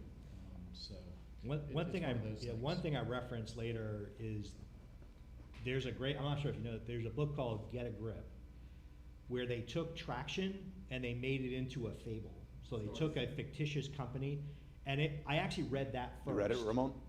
Yeah, I read that first, and it made so much more sense, because you go, here's a company. What is it called? Get a Grip. Get a Grip. The only 3 books I've read that I put together was Traction, Rocket Fuel, I thought went, and there's another one called 3 Hag Way, which was 3-year highly actually achievable mentioned goal it, and be hag, 3 hag. It was like, it's not, but I felt like everything in that book was built on the foundation of EOS. But Get a Grip was a great way, because they go, here's a company, I'm gonna go buy you it. know, the IT guy buying doesn't it. wanna do anything. You The got an finance affiliate- you got an people are affiliate link? complaining about, you know, costs. The visionary's a distracting guy, and so they pull these personalities in, and you see how they kind of use EOS to go do that. And I thought it was more consumable to get the concepts down, and then you go, oh, and then you kind of go to Traction and you find more specifics about it. I thought it was a great entryway into it. One of the things, at least I've found, is for the people who have tried it, I'm amazed at the amount of people that say it changed our business, right? Everybody's read some business book. They go, yeah, I took a tidbit out of it. It was great. Sometimes you lapse back in your old ways, but like, there are definitely people who have gotten into EOS who go, yes, it changed the way we run our company, and I can't believe I didn't find it sooner. And I'm sure there are plenty of people that they failed for a variety of reasons, but the community within EOS is actually very strong in that sense of people who really do kind of get it. I think rocks and L10s. Rocks, yeah. Rocks and L10s. It- If you take anything away, just take that. Yeah, and so like, I don't talk a lot about EOS, and I talk a little bit about it, but I talk about scorecards, rocks, and I pick process rather than L10, right? And you just sit and go, at the end of the day, it's rocks and scorecards. Like, if you get rocks and scorecards, L10 is the way they structure meetings. If you actually structure meetings to solve problems, not just discuss them for 45 minutes and then walk away, it really does help transform the way you run your business. Well, it's issues, right? It's And so issues, that's right. Issues is a seemingly simple concept, but it has a lot of depth within EOS. And one of the ways that we perceive a software tool, or at least our type of software tool and where we are, is that we're, you know, an issue identifier. and also, you know, an issue investigator. And so a lot of things are, you know, an issue is anything that needs to be dealt with, and something you also need to connect with other members of your team on to solve it, document solving it, being structured. So anyway, we're excited about this talk. Hopefully we'll get through all of our material or a lot of it, and we'll leave you all with something that can be useful as you're thinking about your Amazon businesses. So the next slide is about really the Amazon marketplace, and you know, I've been looking at it for a long time. Bob has learned a lot about the history of it. It's an extremely exciting, extremely dynamic marketplace that we're all in, and just wanted to kind of set the stage for the opportunity and what we're trying to help you all with today. So go ahead, Bob. Yeah, Explain what I you were mean, going to say here. I mean, this is, I'm sure you guys see Marketplace Pulse is one of the people that talk, and you know, his recent numbers that came out, you know, they talk about 1 million new sellers, and he goes, yeah, that's a great number, but he goes, hey, there are people that leave, there are people that come in, there's kind of this back and forth a little bit. The fascinating thing for me, certainly being new to the market, is that half of the sales volume comes from sellers that were here for more than 5 years. And so, you know, that hits as like, you know, especially being new to the market, you get every get-rich-quick guy. Hey, you know what, do a couple things, post some products, bang, money's flying in the door, you're going on vacation. The reality of it is, it's a real business you have to run. And that the most successful people who have been doing it for 5 years aren't just one-hit wonders, right? They're running their business in a certain way. And so I think a lot of, you know, some of the message we have today are, you know, how do you run your business so that you are going to be there in 5 years? And then what are the tools that you need to kind of help you run your business, your Amazon side of your business, to help you do that? Do you want this one or what? Yeah, so what are some of the things that you have to deal with every day as an Amazon seller? Here we've been talking a lot about SEO and packaging, but there's also a lot of operational bread and butter. Less around strategy, although strategy is important, involved in some of these. It's kind of like, these are the things that need to get done. You've got to deal with fees and policies, changes in fees, all kinds of changes. You've got an immense amount of data. I mean, there are just tons of data tools. You can get drowning in data very easily as an Amazon seller. You can pull it from Amazon, you can pull it from third-party tools. You know, what do you pay attention to? And then, you know, time is just a big factor. You've only got so much limited amount of time, 24 hours a day, but you can't work 24 hours a day. How do you use your time wisely and get back some of your time? And again, are you a visionary, are you an integrator? Where's your style? What is your strengths? You have to use the time in a way that's most valuable for you and fits in with your unique abilities the best. So Bob, you had some of the things that Yeah, I mean, I think, you know, one of the things, and it's interesting, like, I mean, you live fees and policies every day with Amazon, right? It's your business every day. But I think one of the challenges, and I've seen this in other markets too, is they, you know, the amount of data that you have, everybody just goes, oh, yeah, you can get that from Amazon. But like, you don't realize it takes you 2 days and 3 pivot tables to do it every month and recreate it. It takes a lot of time to do that. I mean, I used to be in the AWS side of the Amazon world, and they go, oh yeah, I can get all this data. You go look at it, and it's just logs and logs and logs of data. You can't make decisions from it. And so while there's data there, I think there's a place to have tools that essentially distill that data, you know, to get it into the form. And most importantly, like, in it, so that you don't have to sit, provide an extract, do the pivot tables, pay someone to go do all that. And it really, from a business perspective, it is, Dan Martell, guy from SaaS Academy, calls it buying back your time, right? And go, just like my example with the video editor before, I go, spending 3 days editing a video is not the most important use of my time. Go find someone, it's the right thing to do. So Still yet, shoot the video. what's that? Still shoot it so that you know what your product is about. That's right. If somebody else said it. Yeah, and it's easy, again, like if you get entrepreneurs or people who are competent, our initial reaction is we can do it. I know I can do it. But to step back and go, I'm gonna get the right resource to do that. And so if you think about buying back your time and go, how do I use my time wisely? You know, and he talked about the rocket fuel. What the visionary should be spending their time on is what they do best. What the integrator is should be their best, you know, and, you know, everybody know, like, no one wants me shooting videos, writing copy, or that's not my skill set. So if you put it in the context of time, what are the tools and what are the things that allow me to use my time the right way? So there's a terminology in EOS and really any good management set of principles, but in EOS they call it delegate and elevate. So the concept there is, you delegate, not because you're not doing anything, but because you have a better use for your time. So you're elevating and doing something with your time that's more valuable, and you're letting someone else use their time in something that they're good at, something that they really enjoy. Let them do that. And that's a habit that you develop, and and part of what we're talking about today is thinking about how to do that within your whole business. Are you saying that on my LinkedIn I should change my title from CEO and janitor to just CEO? It all depends. It all depends.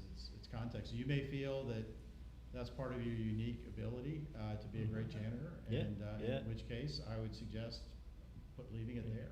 But it depends. I always joke. I even think about, you do home projects. My wife will go, wouldn't it be great if we replaced all of our hardwood flooring ourselves? I go, no, it wouldn't be. Years ago my dad was pretty handy, and I'd pick projects to work with him because he would keep me from going down the one-day project that turns into 3 weeks. But you sit and look at that and you go, you watch a team come in and do your hardwood flooring, and you go, there's 3 guys, they knock it out in a morning. That's my time is more important, and yes, it would be fun. It's fun if it's a day. It is one of those things, it's fun if it's a day, you go, yeah, I built something, this is kind of cool. But then living with your house in disrepair for several weeks, and it's not fun to do. And your business is the same way. You don't want to do things that then drag out because you're trying to do it yourself. And that's where, if you think about running this, it really is a mindset shift. And someone mentioned profit first. And I thought, the guy who runs it has this great quote. He says, profit's not an event, it's a habit, right? He goes, you don't kind of run your business and kind of then be surprised by it at the end. He goes, you have to think about running your business knowing that there's profit at the end of it, and how you design your profit to go do that. And I think it's a great mentality, and that's where, if you think about, you want to be the person surviving for 5 years, you don't want to run month to month going, oh, well, I hope I make a profit. You should be running it so that you're going to make your profit, and how do you build both of those disciplines? So today, we're kind of, Jay and I are going to kind of tag team, and we're going to talk some part of this about I didn't want to make this EOS specific, although I have the most experience with that. I have some other of what are some of the things in the business operating system you can do to kind of help you run your business from a profit first, and how do you run things. But then also from your Amazon business, what are the things that you can do to automate some of the things you need to do on a day-to-day basis to kind of stay on front of your business. So let me ask you, does anybody here run did anybody run EOS or any of the others? You're at EOS? Yeah. Read it or run it? Run it, actually do it. I think we're constantly trying to run it. Okay. We used to, we stopped. Okay. Yeah, because it's interesting, as you get into it, a lot of people say, well, everybody's running a business operating system, you just don't know what it is, or it doesn't have a fancy name. You're doing something to go, whether it's monthly meetings or anything like that. Now, why'd you stop EOS? It's not a decision that I took, it's a decision that management took, but I'm obviously against it. Yeah. I still do it on a smaller scale with the team that I have, but I wish it was on a bigger scale with a bigger team. Yeah, and it's a lot of times it's if you read Get a Grip, it's a cultural change, right? With the way, because especially if you've got a company where a lot of people have been there for a while, they're used to running their own meeting cadence and a bunch of other things. So it does take time to kind of go through it. But really, why do you need it, right? It comes back to that 5-year picture, right? If you want to be that guy standing at 5 years, you want to make sure that all your day-to-day activities are moving towards your vision. What are you trying to do? The second part is probably just as important, is to make sure everybody in the organization is moving in the same direction, right? And you think that's true, right? You go, hey, we've got our vision listed somewhere, and you do this, and I worked at a different company and we used OKRs. We tried that out. And you start doing that and you go, hey, like, why is the sales team being compensated for selling more upgrades and marketing doesn't have any OKRs related to upgrades at all, right? And you find these pockets of information where no one's aligned. And really, EOS, or any system that you do it, is meant to make sure that everybody's kind of moving along together. It's not perfect, it doesn't happen day one, but it builds a culture of kind of how you want to get everybody in the organization moving in the same way. And then ultimately, it's about efficiency and scalability, right? You can get a lot of business ideas up and running, first year or so, you can make it successful. You start going after that, you really do have to get some things so that you're scalable, you're repeatable, your profit is predictable, kind of how you run your business, especially as you scale the number of people that you have to bring in, right? If it's two guys and a couple of outsourced people, that's okay. You start getting to 10 people, 15, 20 people. I know one thing I've always enjoyed, I've worked mostly at small companies. The last 2 were right around 25. My sweet spot was like 100, where you're kind of a real company at that point, but you're not so big. But I was at one company, I was employee 25, and I saw it all the way up to we were 250. And we were essentially, you're like 4 different companies in that journey, When you get to 250, and we had bought 2 or 3 different companies, I had multiple teams of people, you go from running things on QuickBooks to moving into Oracle. It's a whole different thing. And I think it was very enlightening to kind of see how you have to build your company to be able to kind of keep making those steps so that you don't take steps back. It's not easy, but you do realize those personalities are very different in terms of how you run your company. So some examples, I mentioned, so EOS is the one that I've been most with. Kind of the original is John Doerr in Measure What Matters, which is OKRs. It was kind of the beginning. And if you're somewhat cynical, you say all these things are similar and different, just packaged different ways to kind of do it. John Doerr, did it and rolled it out at Google. It became really successful. Then you get scaling up on the Rockefeller Habits is another one. And there's many out there that are trying to do it. EOS seems to be doing pretty well in terms of, it's definitely a tight community, it's a growing community. So those are some examples. Yeah, there are plenty others that are similar. There are branches and things out there, but EOS seems to be the one that has the largest community right now to share ideas with and so forth. And we're not going to talk about all this today, but just as a reference, EOS's model has these 6 different areas. Today I'm just going to highlight 3 of them within the context of this topic. But it talks about really how you started your vision, and then kind of how do you measure it, how your processes are, how do you gain traction, like you were saying, rocks and L10. I mean, quite frankly, if you do rocks and L10, you can make your company move forward. 80% right there. Yep, exactly. But they also talk about right people, right seat, which is a really important concept, of sitting there thinking about the people in your company, and they use a term called GWC, gets it, wants it, and can do it. And so not just are they a good person, are they easy to get along with, but you start looking at how you evaluate your people in it. And so it's a really good model. We're going to talk about the 3 that are relevant to our topic today, data, process, and traction. Yeah, I agree with you that you're focused on two core things, but when you start getting into it, you realize that even to do meetings well, let's say an L10 meeting, which is important, a lot of the other components are embedded in there. And so you get one component and you do it really well, you soon find that in order to do one component well, you've got to have the other components pretty well nailed down too. But a lot of times people like to kind of hook on one or two key components and then start with that and go beyond. So it's perfectly reasonable thing to do. But that's what I've found in my experience. I think, well, I've got it all down, but then, no, I got to get this done a little better because I can improve this component if I do that component better. It's very common, I think, in the US. It's interesting as you get into it too, right? There's a lot of times there's the debate about whether you're pure EOS and whether you're allowed to kind of veer from it.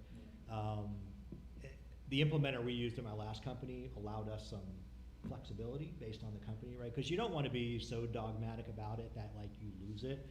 I remember years ago I ran a development team and we started moving towards Agile and did scrums.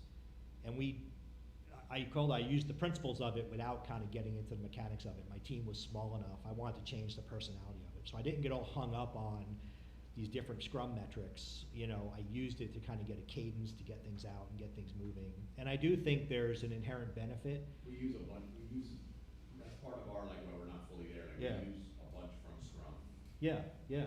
And that's, I still think that's good, right? Just because you can't get it all in the first try, like there's a journey, right? I mean, EOS says it's a 2-year journey to really kind of do it, right? And so you're not going to be good at everything all at once, but no company is, right? So pick where you're going to make the biggest impact.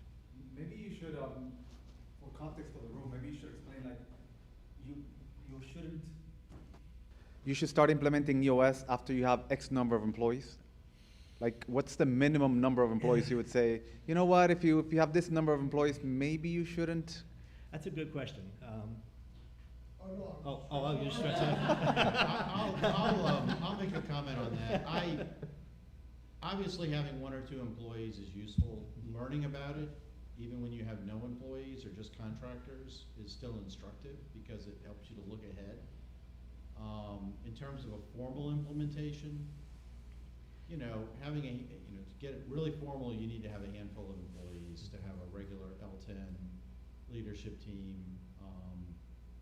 But that doesn't mean even with 1 other employee or 2 employees, a team can implement it. With a small team, you can have L10 meetings, you can have issues lists, you can apply the people principles of right person, right seat, GWC, as Bob mentioned.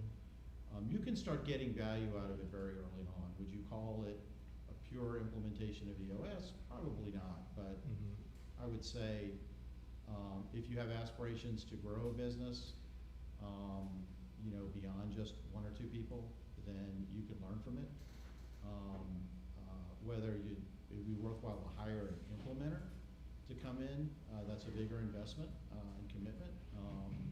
You'd want to have a few employees and sufficient revenue to support that. So.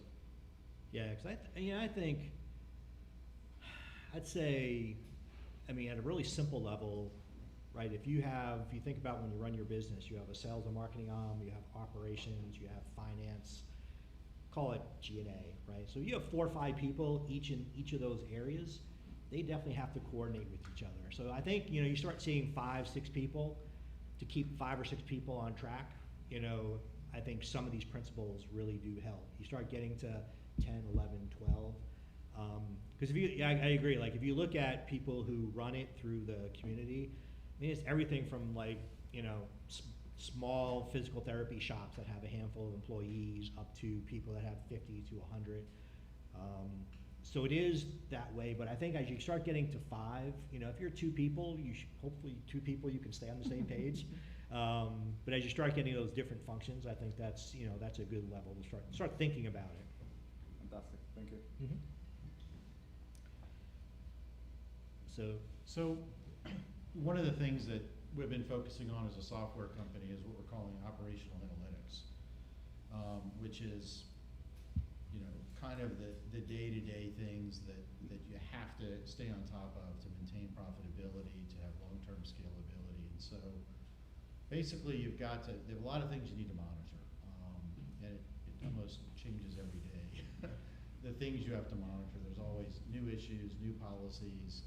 Amazon's got 1,000 different reports and indexes and so forth. Things can change without you knowing that it's changing, without knowing whether it's important or not. So what we call operational analytics is about monitoring in a very systematic way and being able to delegate that monitoring, in this case to a tool, for the first line delegation. So you monitor, you alert, you analyze the data, which is all about sequencing, determining what's important to look at, what's less important to look at. First, what's got a sense of urgency, what has less so, what's going to move the needle more on profitability than less, and then to solve it and operationalize solving it. So we see one important component of software as being fit into the EOS issues process. So we're identifying issues, we're alerting people about them, we're helping them dive into those issues and resolve them. And we'll talk a little bit about that as we go along. So. And really what is it, really operational analytics is really not much different than like, how do you help yourself make decisions? Like, what do you have to do? Like, the earlier discussions about images and graphics and keywords, those are all important decisions, but you need data to make those decisions. And I talked earlier about there's lots of data, but how do you cull all that data together to highlight it in a timely fashion, right? There's the time of when you need to start dealing with it and how long it takes you to pull it all together. So a lot of operational analytics, it's almost like the non-sexy part of it. I have to go figure out what my FBA fees are and why this ASIN is doing too much in FBA fees. That's not fun stuff to do, but you got to go do it to run your business. And so I think a lot of this is how can I make that aspect of it a lot easier to do.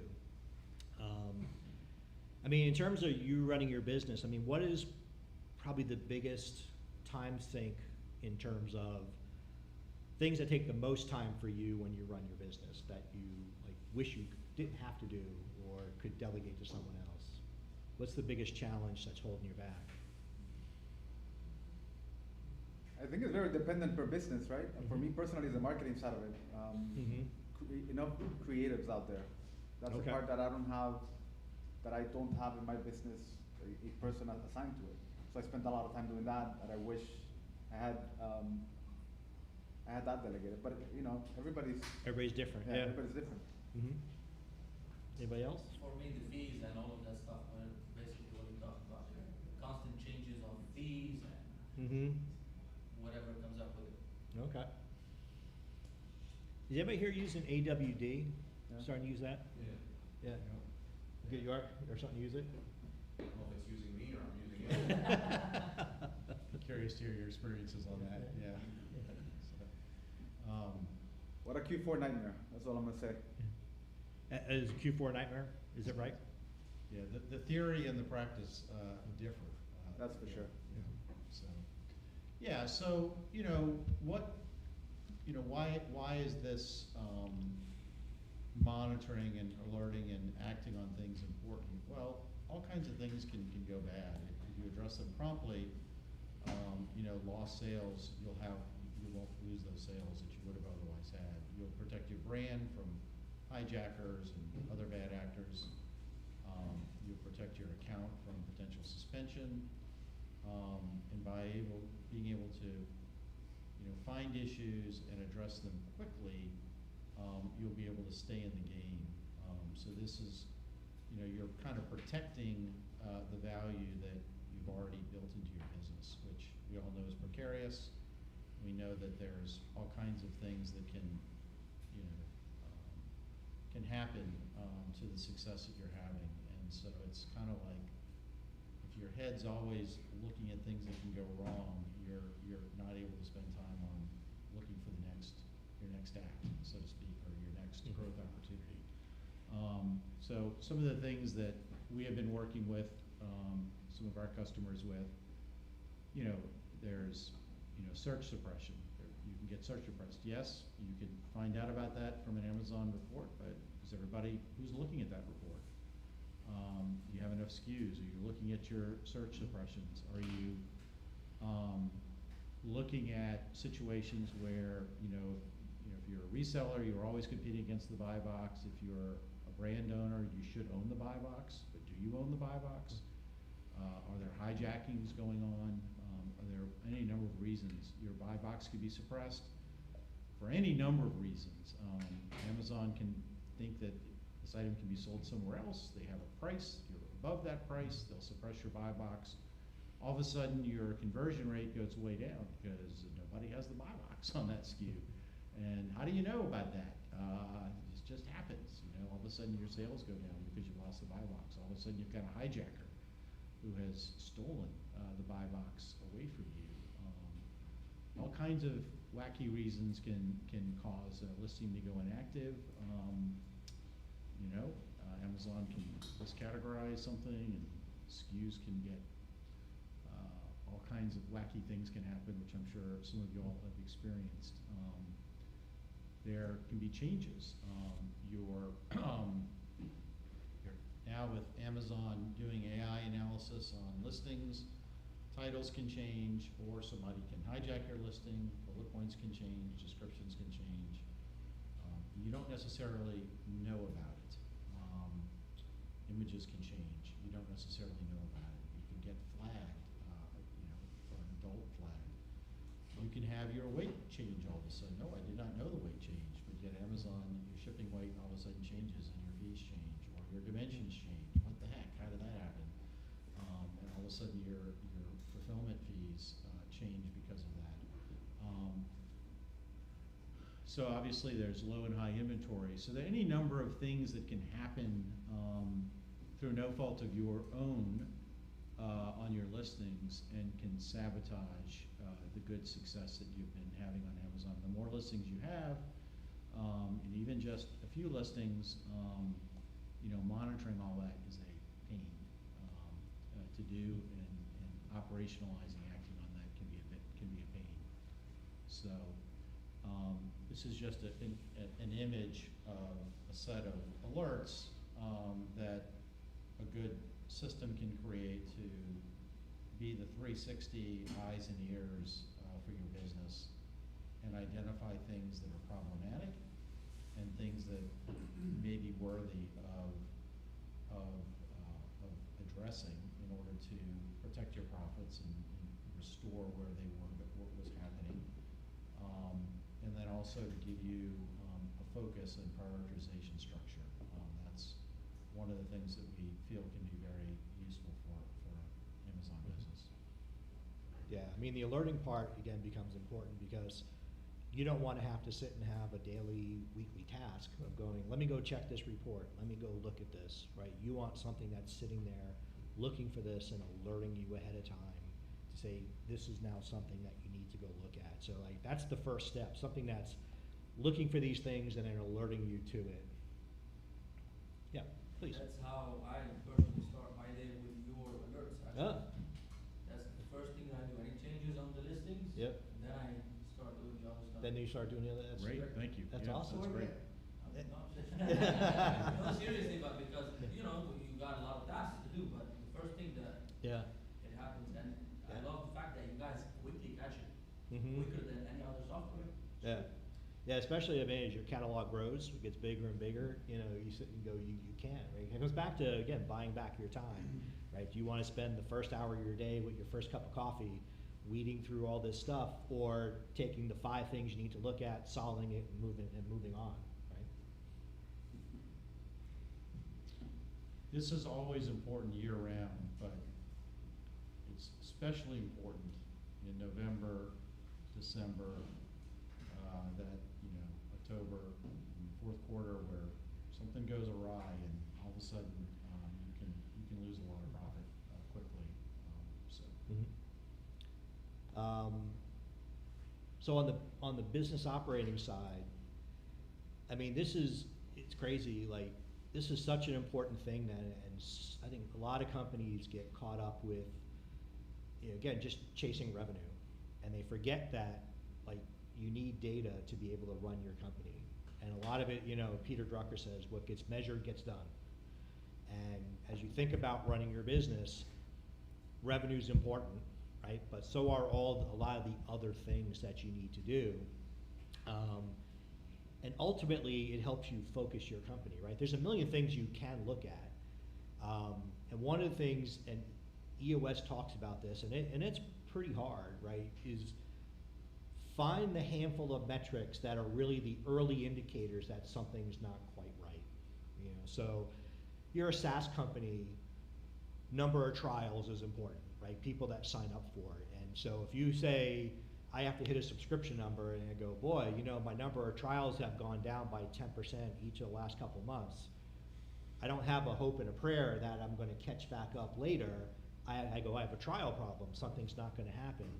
You know, even in enterprise sales, right? If you're a B2B enterprise sales guy, they do sales funnel analytics. You know, what stage of the funnel are you in? What are your metrics so that you know, are you going to hit your number at the end of it? And probably the most important thing is to have numbers, and they say, really think about it. But what are the ones that are leading indicators? You don't want the lagging, because then you're just in reaction mode, but what are the ones that kind of give you a heads up that something's brewing, that something has to get done? And it's funny, I've got a handful of people I talk to, and they say it's taken them, you know, years to get this right. Like, you keep fine tuning it. You know, your business changes, but you do have to kind of tinker with it, because your first reaction is usually you've got 15 metrics, right? And a lot of times they're lagging. So it's good to know, but it doesn't help you kind of manage your business. So then you prune it back down, you know, you get less, but you get the wrong one. So what are the right ones that you need to do? And the other thing that it talks about is one person owns it, right? And this is important because, you know, it's an accountability thing. EOS, and I think everybody who runs a company, you have to be accountable for something. And at the end, you know, a salesperson's the easiest, right? Because you say he has a quota, he has to hit his quota to get his commission. He's accountable for making that number. But that's true across the rest of the business too. And so if I have a marketing person that's responsible for getting a certain number of trials, they're being held for, you know, getting that number, and they have to do what it takes to kind of get that number. We watched in one of our management team meetings, Extreme Ownership, a clip from that, right? And they talk about, and they go, most of the reasons why your results don't work are legitimate reasons, right? They're not crazy things. And he goes, but if you're accountable for making it happen, go, what's your plan to fix it, right? And so he was a Navy SEAL, right? He talked about this big mission, and he said things that went wrong, and he goes, hey, we didn't predict that and that, but here's how we had to adjust to be able to make sure the mission was successful. And I think with the numbers really has people be accountable, and it also gives them focus, right? You sit and go, yeah, this is my number. What am I going to do to impact this number? Because if the numbers are right, then my business is kind of moving along the right way. Most of you all are entrepreneurs. You're the head of your businesses, and you have nobody to just look at yourself. You know, if you're either going to succeed or not.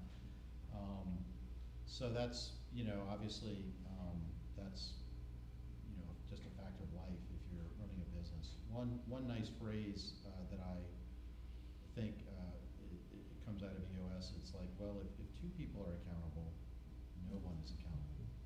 And it's easy to say, but it's hard to remember. So if you don't have that clear line of accountability, especially as your company grows and expands, it's very easy for important things to get lost in the shuffle, and for it to be unclear who really is owning something. I thought you were doing that. I thought you were doing that. Like you took a side.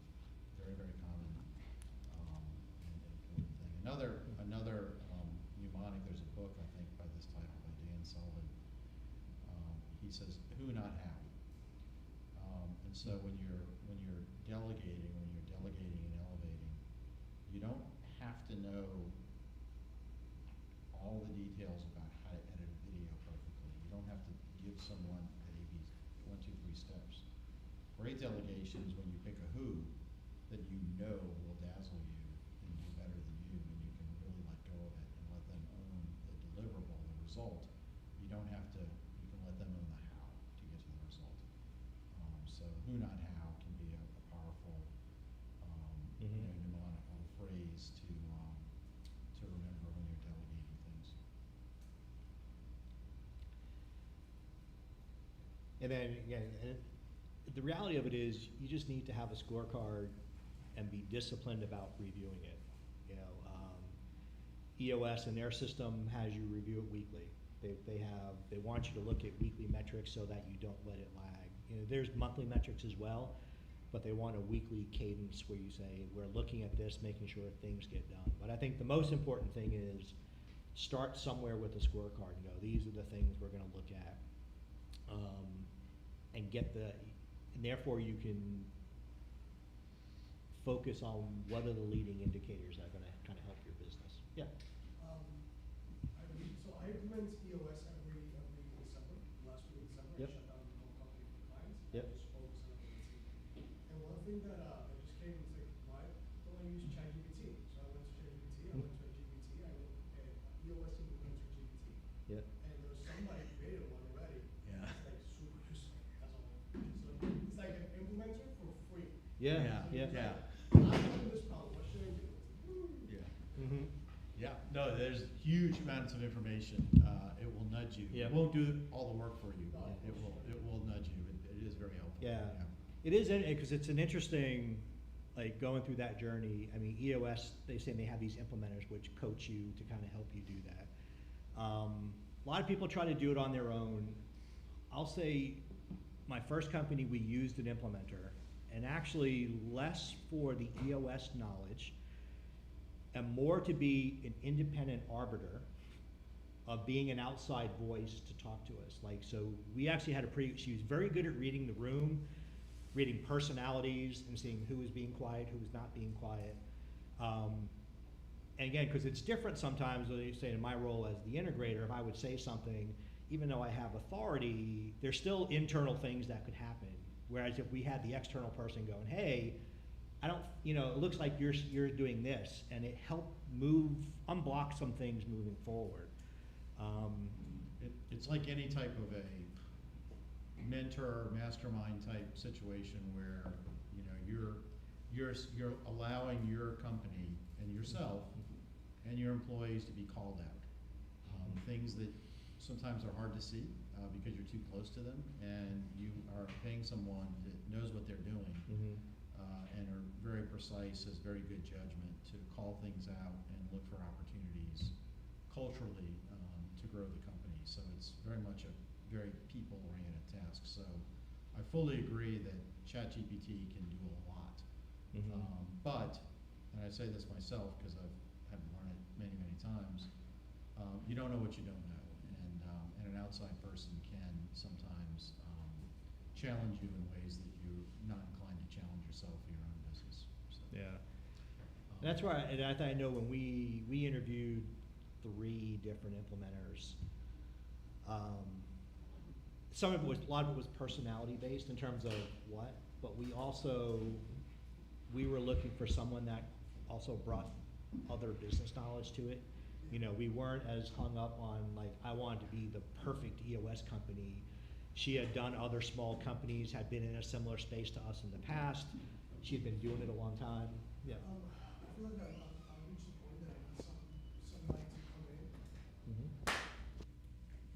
need somebody to come in. So I feel like I've reached the point that I need somebody to come in and also look at my system, right, from outside. Like, what's your, well, first of all, budget-wise, like, if you mind sharing, how much was the implementer? Is it free? Is it not free? And what was your experience with that implementer? Okay. Yeah. So the implementers in general, if you get I won't say inexperienced, but a relatively new one, and they have certification levels, $5 to $6K a quarter is about what they cost. Mine had been doing it for quite a while, and she was $8,000. You said it was worth it? It was worth it. And it's, I think it was worth it for we had, and it's one of the dynamics you get into, like if your whole team is all in on EOS or whatever system you're doing, it's a lot easier. You probably have a better chance of doing it yourself.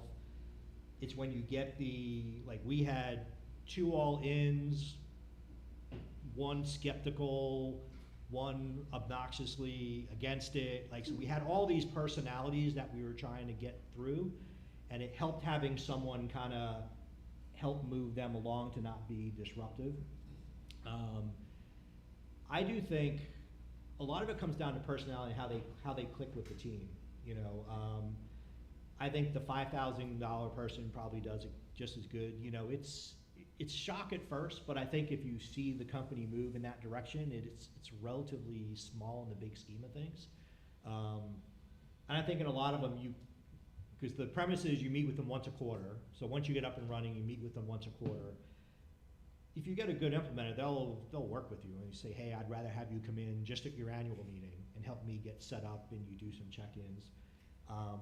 I still call my old implementer. Like the community is very good. Like I call her up and go, hey, I'm facing this issue. Do you know someone else who has faced this, or can you give me some advice how to do this? And so even when we were using it, it wasn't just, hey, I'm only working with you at this time. Like you could talk to them along the way. You still need to have the right people. Yeah. And you have to have the right team, and you have to have, you know, the right numbers that you're looking to optimize. So it's not like you can just start with nothing. An implementer's working, they're not magically doing work for you. They are helping you to do your work more strategically, helping your team to sync better. And you have to have the right people. I mean, if you have the wrong people that push back, that are not comfortable with ownership and accountability and all of that, then no, what'll end up happening is one of the first things you'll find out is you don't have the right person in the right seat. And that can be one unfortunate thing that fortunate happens if you don't have the right person in the right seat. To grow as a company, then that has to be looked at for EOS. No implementer can work well when you just have people that are resistant to wanting to put an accountability system like this in place. So, okay. Yeah, and the implementers, just as a side note too, it's not like you can throw up a shingle and just say I'm an implementer, right? So EOS does have kind of a process you go through. Not horribly expensive, but like you still need to go through and kind of, you go to a boot camp, you go to workshops, and you kind of get certified as an implementer. So there is some training there, and they do a good job kind of helping them get leads to build their business up. But I do think it was definitely worth it. Okay. All right. So returns. Yeah, returns are a important thing for most Amazon businesses. Some more than others. We had a customer talking with a few days ago and said that they really liked our returns report. There's no other report like this. I thought that was a bit exaggerated, but it was nice to hear. Nonetheless, wanted to just buy the returns report. But I think it underscores the value of how much returns can drive profitability and strategy in your business. So one of the things we can report and monitor on, and really anybody should be looking at, what are your return rates, and look at trends in return rates or spikes. If there's a change in return rates for the same item, you want to know why. Is it because of a problem with a certain order from your supplier, a packaging issue, instruction issue? Could it be a change in something on the listing which gave people false expectations? All of those things can drive into returns, a mismatch between expectations and product defects. So also by looking at the reasons, what are the reasons that are trending with returns? What types of conditions are things coming back in? What are the comments? We can apply, word cloud, and you can do AI analysis on return comments to try to tease out what's going on, depending on how many returns do you have and how much data do you have to parse through. But it's incredibly important to keep an eye on your returns for a lot of reasons. And obviously, last but not least, returns drive profitability on a SKU hugely. If you get too many returns, you can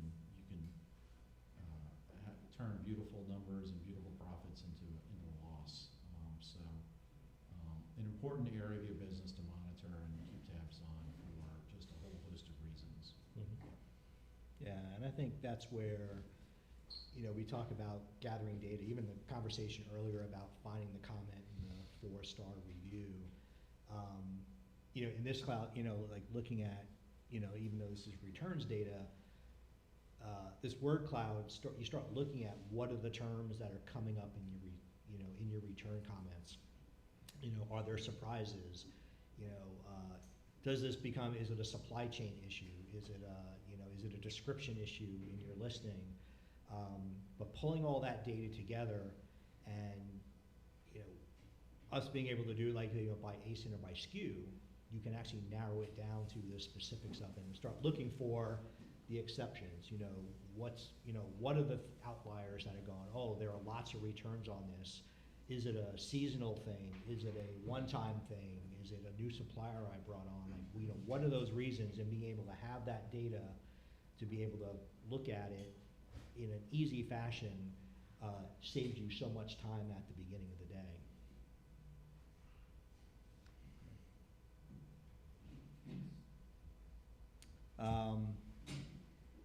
And I think it was the last thing on EOS that I have, but it, you know, it was we were talking about traction, and it really is about, you know, how do you just run? It's running your business, right? And you know, Gino Wickman says, vision without traction is hallucination, right? And that's kind of why you have an implementer. Like visionaries have all kinds of great ideas. At the end of the day, you have to make it a reality. And so part of the system is, you know, how do you make it a reality? The other thing he talks about, and I think that, I mean, this is almost like one, for me, one of the more important things is when everything's important, nothing's important, right? I always joke with my wife, like my wife's an idea, very creative home decorator person, right? She a visionary? She is very much a visionary. Oddly enough, she's like an accountant visionary, and I don't know how she was a CPA, but she walks around the house and just goes, we need to do this, we need to do that. How about this? What about this? And I was like, well, needs a strong term. I said, we live in a perfectly nice house. I said, that's the integrator in me. I said, we don't need this. I said, it'd be nice. But she has 20 ideas. And I say, well, let's pick an idea. Let's pick a project for the month or for the quarter or whatever it is. And, you know, so even at home, you know, and that's where like I have to harness her creative energy to say, okay, well, let's do this one. Let's accomplish that. So that we don't have 3 projects in the house that are half done for the entire summer. But I think that's a really hard thing to do in your daily life, but also in how you run your business, right? How do you sit and go, yes, I just want to do, these are the only 2 things I want to accomplish this quarter. And I'd rather get 2 done completely than 5 of them half done, right? And that's a hard stretch, especially for an entrepreneur or a visionary who sees lots of opportunity and there's lots of things you could be doing, sitting there and going, I'm going to make sure I get these 2 or 3 things done right. Okay? And that's the other common mistake for people in a business operating system or EOS is you come up with 10 rocks and you just realistically can't get 10 rocks done in a quarter. What are the 3 that move the needle the most? You know, I think this is a great, and other people have had this picture too, but like, fill the jar up with the biggest rocks, they take up the area.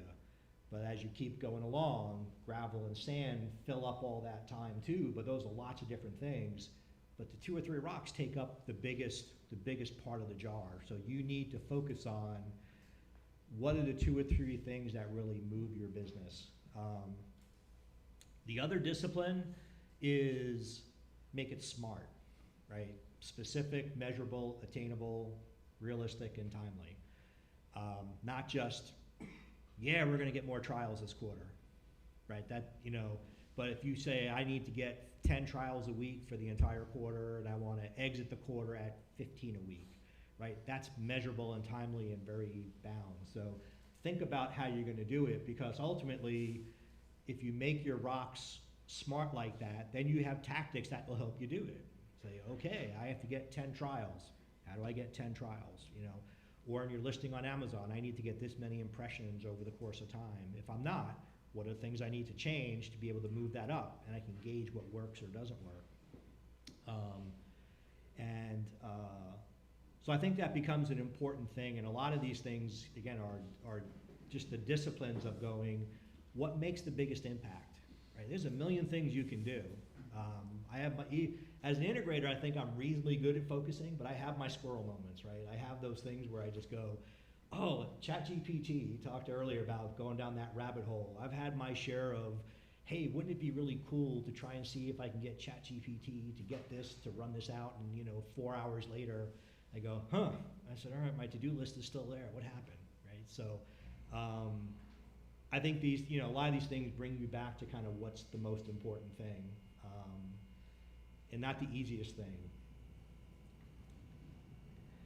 Yeah, So, we'll talk a little bit about inventory. So let's talk about inventory. If you've been selling on Amazon for any period of time, I cannot be stressed how important it is to manage your inventory. This is frequently just a huge operational component of your profits or losses, as the case may be. You can have the most beautiful listings in the world, you can have great sales, but you've got to manage your inventory. It drives your profit in very, very important ways. So you may, for a larger organization, you may have multiple buyers, one or more buyers that are responsible for restocking or buying, and if so, they may be doing all of this for you automatically. There's very sophisticated ERP systems that support buyers that can help you, manage and watch what are you making, how much you're paying for this new order, how much money do you expect to make after all the costs and returns and everything are backed out of it. So it's really critical that you keep an eye on your inventory for a number of reasons. Meet the demand, to make sure that you don't run afoul of fees, either for too much or too little inventory. The new distribution, Amazon distribution thing can help with that potentially. And then capital management is sometimes a hidden cost that's not always captured because you've got limited amount of cash. Maybe you've got a line of credit from a bank. But you're buying inventory, and so anytime you buy inventory, you're tying up that cash for a period of time, and that's something you can't do other things with that cash. You're buying this inventory and not that inventory, and so you're making a judgment, an ROI judgment about how to drive revenue from the cash. And so it's important to keep tabs on your inventory and make sure that your investment in inventory is being done from a financially appropriate point of view. Obviously, the common things, stockouts, things getting lost, all kinds of things. The whole, getting fees refunded, that's a whole different area. Not fees refunded, but fees, but also, damaged inventory refund program. That's a whole thing in and of itself. So this is an area where you need to have a system in place to watch your inventory and find hidden costs that can be there in your supply chain, your inventory management. Just an immense number of costs. You can't necessarily, it's not necessarily economical to make it perfect, but you have to have a system to look at the low-hanging fruit within your inventory management system to find problems. If you don't, it can eat away at your profits and ultimately the success of your business. So. Yeah, and that's, obviously inventory management is a really, really complex issue, right? There are whole disciplines to kind of how you manage it. But I think, even just at a day-to-day level, you've got the low inventory fee that FBA has, and you have the long aging fee. So some of the basics of gathering that data, again, it comes down to, do you have enough demand? Do I look at days of supply and go, do I have enough demand based on what I have? What are the things day to day that make me kind of go, what do I need to look at next? And then pulling all that data together. Yeah. And I want to be sensitive to time, so we'll keep plowing forward and then try to leave a little bit of time for Q at the end for Q&A. So we'll kind of Speed run. Be efficient for the rest of these slides and give you a high overview, and then just leave as much time as possible for you guys to Not that we have all the answers, but we do have a lot of experience working with different sellers and different businesses. Real quickly, I'll go through this, is process is important. Again, even if you're small, whatever you do, you want to be able to, identify the way you do it. John, I always love this John Wooden quote: "If you don't have time to do it right, when do you have time to do it over?" Because I've had my own share of kind of broken processes. I go, yeah, I know how to do it. Sometimes it breaks, but I know how to do it. I'm just going to keep grinding. But I do think one of the things that stops people from establishing process is they think it's this daunting task. And at the end of the day, I love this phrase. It says, "Fancy fails and simplicity scales." Right? Start your process, right? Just doing the basics of it, and going, like, I wrote one in my last job, like how we update our website. And I didn't get into, we were in WordPress. I said, I didn't get into every button click, every menu I pull down. You think about it and you go, I update my content on the staging site, I make it, I save it, I pass it to review. When it's live, I hit push to production, and it's live, right? And so that when you hand it over to someone else, they go, that's our process, right? How do you run payroll? How do you do this? Start there, because then when someone new comes in, you don't have to spend 3 weeks trying to explain every little process that goes on. And I think EOS has, this is their process, and half of the battle is committing to doing it. Pick the ones you're going to do. And then the last part, and it's funny that it's called FBA, it's followed by all. And you do have to kind of stay on top of it, And they say take it serious, not just document it, roll it out, train people on it, get comments, but then make sure people are following it. Because there's nothing worse than having a process and then find out everybody goes around it and does it their own way, right? So process is another one of those things that go, if you want to be there 5 years from now, that you've started to build your processes up to be able to do this. Yep, so we're going to talk just very briefly, buy box, it's, it's where sales are made. Most sales are made in the buy box. We do have some reports that monitor the buy box. I'm not going to spend a lot of time on this, just given our time, but there are a huge number of factors that can drive your ownership of the buy box. And there are a huge number of things that can have you lose the buy box, including even if you own the listing because it's your own brand. Again, there can be hijackers, but there also can be situations where your buy box is suppressed. If you're a reseller of any sort, whether it's arbitrage or wholesaler, you're always competing for the buy box. People are coming in and out all the time. It's very hard to predict what's going to drive your demand, but your buy box ownership is just very critical, and being able to monitor that and deep dive and report on what's going on over a period of time with your buy box ownership is critical and really necessary if you want to be serious about running a professional Amazon business. So that is something that is very easy to look at. It's easy to do, but it's easy to look at, but often you don't. But it's an important element for operationalizing your business in a mature way. So again, one of the things that's important is to look for ways in which you can lose your buy box, and then decide, is this something that's actionable right away? Do I need to nail it right away, or is it something that's a more long-term issue that needs to be dealt with on a more strategic basis? These are things that are critical for your business, and I see there's some questions, and maybe some objections. Maybe somebody has found that they don't need to own the buy box to still get sales, but I don't know. No, I'm just Shoot. going, yeah, it's not specific to the buy box, it's a different question, so if you want to keep going. No, then- no, you're good. You all know about the buy box, and I think I'm preaching to the choir on this. But I just want to remind people, and I'm on the, which page are you on, Bob? Yeah. I I mean, just the number of things that can cause buy box issues are very hard to identify, and hard to keep track of. So it's just a word to the wise. It's something you need to keep your eyes on. Everybody knows that, you know it, but doing it's another matter. So go ahead.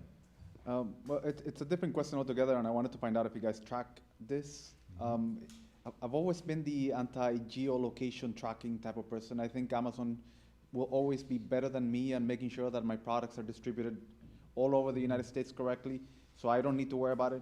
But as particularly this year and starting with last year, I've noticed that FBA has really dropped the ball in moving inventory around. And you have, for the people that bring in products from China, you have a big amount of product in the West Coast and not a lot of product out in the East Coast. So what really happens there is that you start losing keyword ranking on the East Coast side.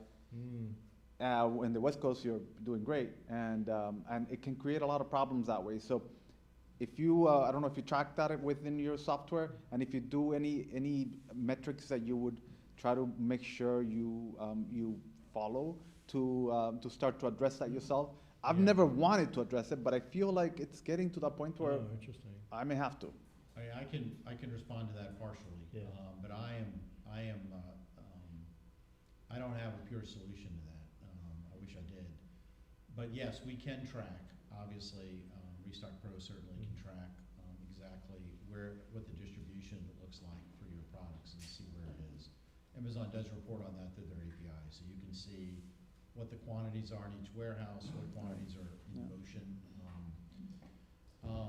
Now, alert system of some sort that tells you, hey, listen, you're really critically low on the East Coast versus here versus. Yes, we can do that, but so my question is, suppose we could report it for you, which we can, there's no question about it. What are you gonna do about it? Exactly, that's always been my problem. What are you gonna do about it? Yeah. But then the answer has to be, well, you gotta ship to the East Coast. So the answer has to be like, you set up a East Coast location, East Coast 3PL. There are ways to force it. to ship from, there are plenty of ways to do that are reasonably legitimate within, I mean, even if you're not shipping from the East Coast, and I'm not sure whether this is Amazon compliant, you can create ship from addresses that will allow you to ship there. So I think that could be a reasonable thing to do. Even monitoring your buy box ownership on a geo basis is not as straightforward as you would want it to be. So Amazon, it's one thing to get data about where your stuff is, it's another thing to understand and get visibility on how the geolocation of your products influences your sales. I mean, you can glean it, but Amazon doesn't make it easy for you. It's definitely hard, and for me to assume that I'm going to be better than Amazon at distributing, that's pretty, stupid. But your interest may be different from theirs. If they've got another seller somewhere else. I would look into trying to figure out SOPs to try at least to alert about this, because it's becoming more apparent that they're just dropping the ball when it comes to distribution. And I don't understand why. It's such a huge company, would be able to do better, but. Yeah, we have the data, and we could expose an index of some sort which just shows how well you're proportioned across the U.S. Never had that asked before, but it's a good request. Yeah. Okay. Yeah, it might be because it changes in Amazon. It does. Yeah, unique things. Yeah. And your point's well taken.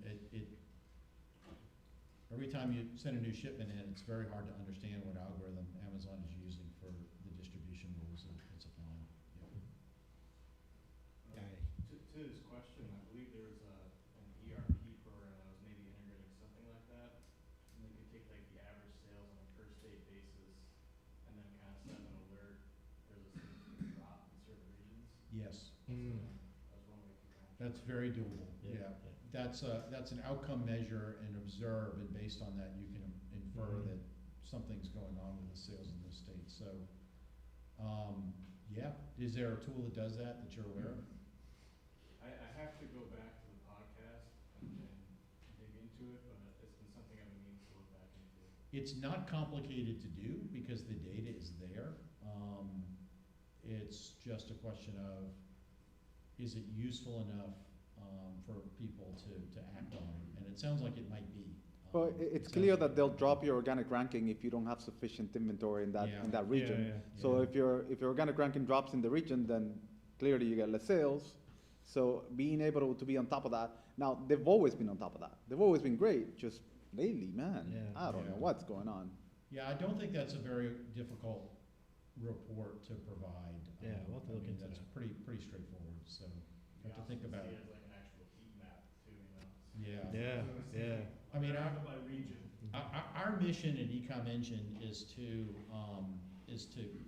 give you more signal and less noise as a general rule. And what we're really trying to do is make everything's complicated, but we're trying to take things that we can make simpler and clearer and make them as simple as we can. And so the data is not hard, but the core thing is we want to say, well, okay, we're giving you data, but the so what? And focusing it so that it's meaningful and useful. That would be something. So if anybody's really keen on that, and give one of us a call, Yeah. and we'd love to deep dive a little bit more on what that might look like. Again, I can envision right now heat map. I can envision other things that would, an index or something that would alert you when there's an out of balance, a geo out of balance, and what the threshold is for identifying that, so that you can take some steps to rebalance geographically your inventory. Yeah, I could I see think that. the heat map is already, it exists, like Helium 10 has it, you can go and Is that check on a heat map where your products are spread. So at Okay. least I think the idea of at least knowing that this is the problem. That's a why trigger. you're dropping. That's right, And yeah. what do you do to fix it? Yeah. Exactly, because sometimes you think, oh, something wrong on my listing, what I have to do, then you go the data. Well, you can just do the new 5 location, either SPD or LCL, depending on the volume.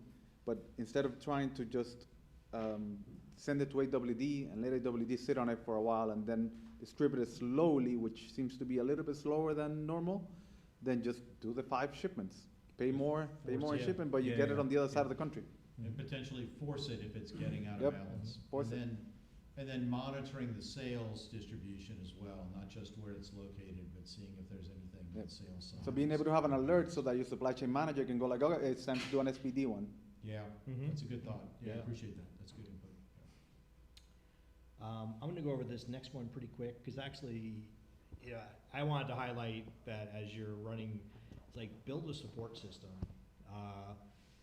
And I think about it both ways. There's peer groups and mentor groups. I mean, this is a great group, right? And this is, a lot of people don't, I think, jump out to join groups like this. They think they're intimidated by it. But I think get out, do peer groups, find a mentor, someone like Carlos who's, got the battle scars, learn from him. I mentioned a couple, WOE, like I'm a member of an integrator community called Lyft.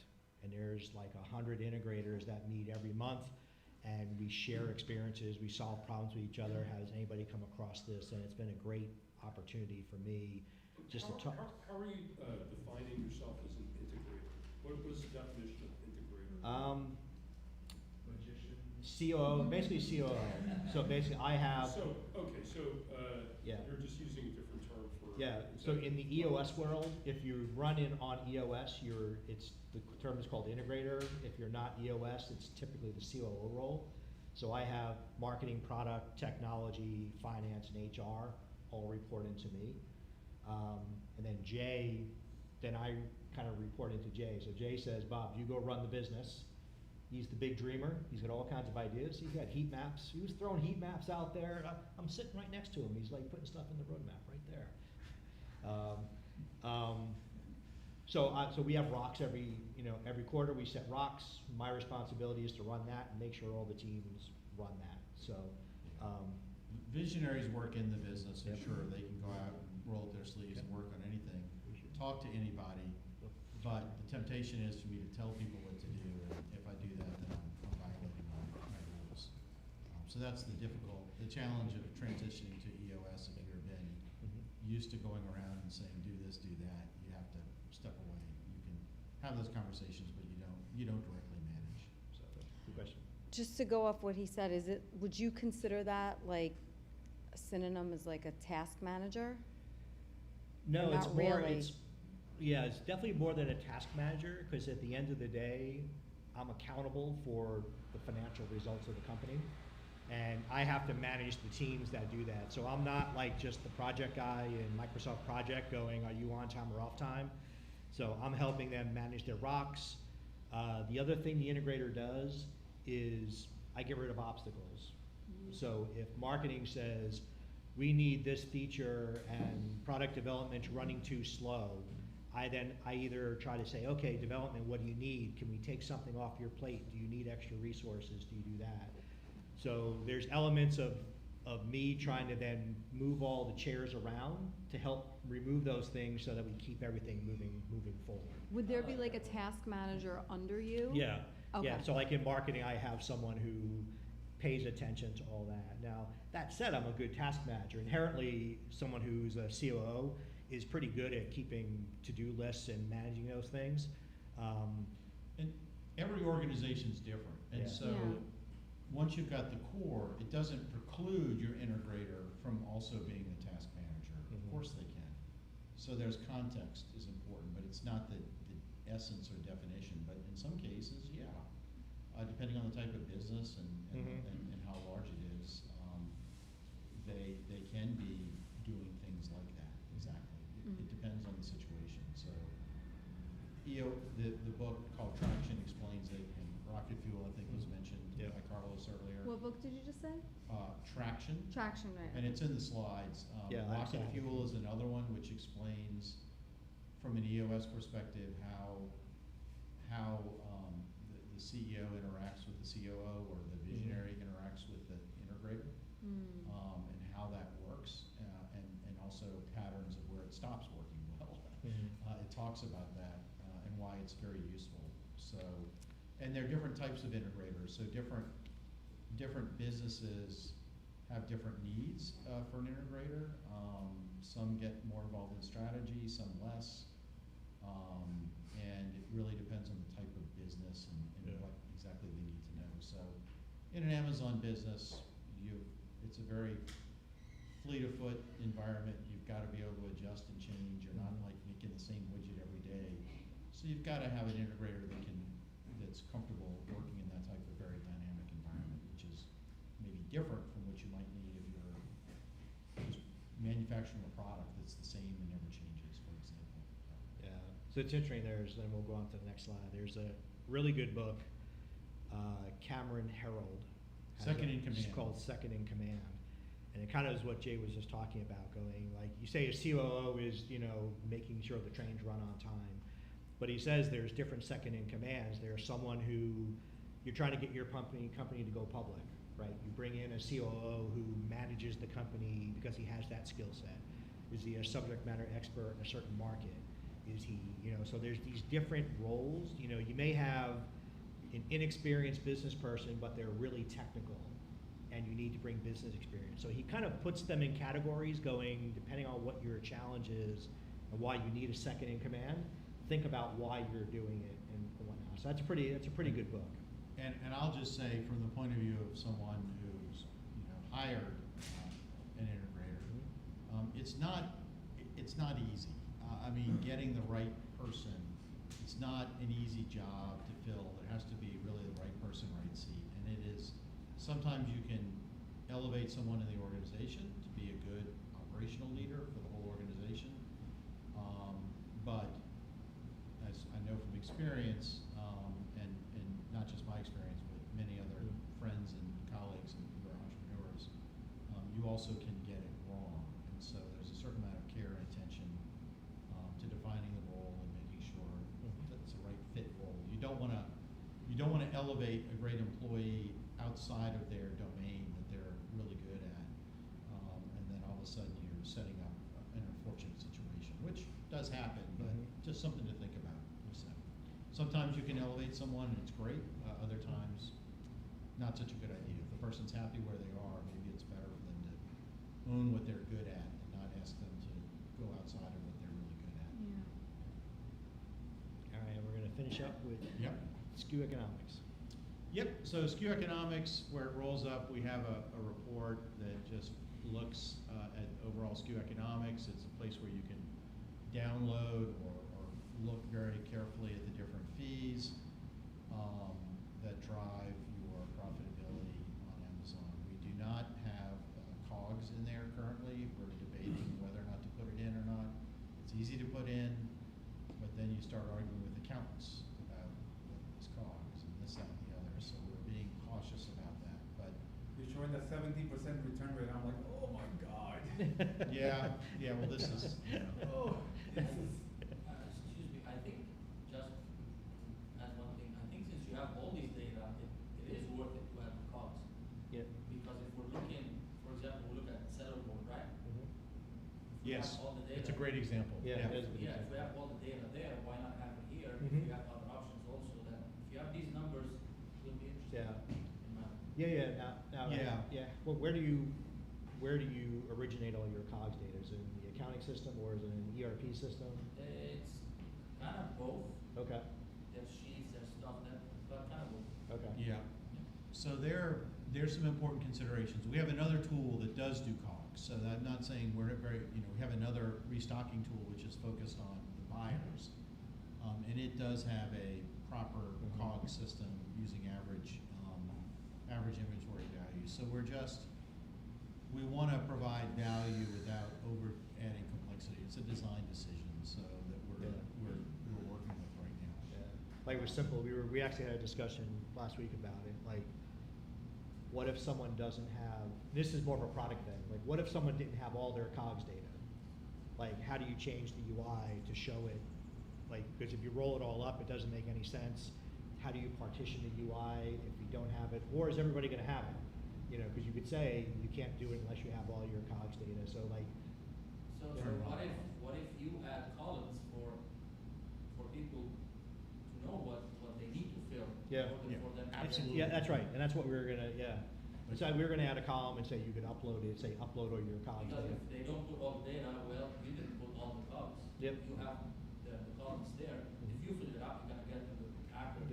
Yeah.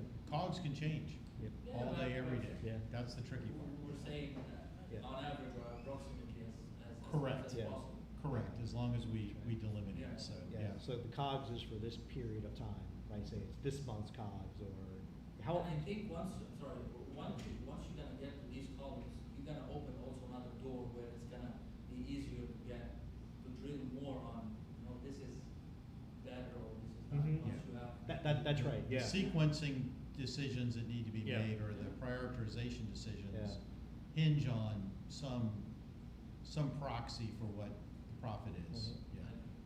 Yeah, Yeah. I agree with that. Yeah, because it is a multivariate, right, you've got good products and bad products, and, where you might be able to take less margin on one product because it sells a lot of volume, you make it up in other sides, there's lots of different things, so that's what we're looking at right now. We grabbed this because it was coming through from Amazon, so we're trying to figure out what's the right way to do that so that it works well in the product. Who here has at least one full-time equivalent employee? Raise your hand.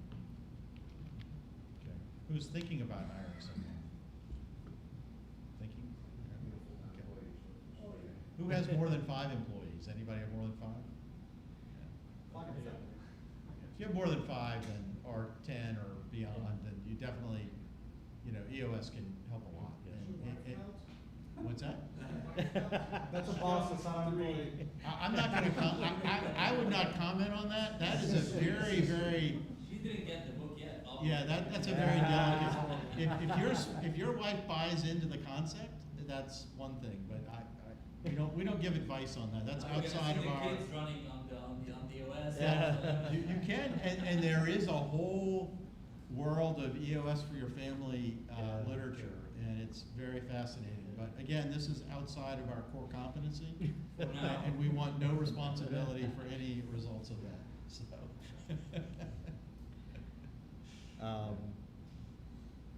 So wrapping up, you've heard I think different parts of this, right?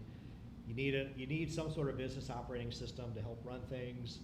You want to make sure you're actively tracking operational analytics. And really, you need a tool to be able to kind of help buy back your time, right? What are the tools that help you save time so you can focus on the more important things? So- Let me go real quick into, so what we have on here is, these were the 3 books I mentioned earlier, Traction and Get a Grip. What the Heck is EOS is a short, I think it's free. Yeah. It's like a synopsis of EOS if you want to get like the Cliff Notes version. I'm not even sure if I'm dating myself. It's for employees Yeah, mainly, yeah. from the employee perspective. Get a grip was good because it gives you that story. Yeah. Story base, so it's a little easier to digest. It is much easier to digest. Couple other things, and I go, and these are more my favorites, some related to this. One is Greg McCoon, Essentialism. And it's very much like the focus on 2 or 3 things, you know, and how getting rid of the other distracting things. And he talks about ways to build that habit. We mentioned Profit First. Cal Newport's another guy. I think he's a good read. Yeah, deep work. It's like working in a distracted world. How do you, with all the incoming things, and he's got a unique thing because he was an academic and he was a software programmer, researcher.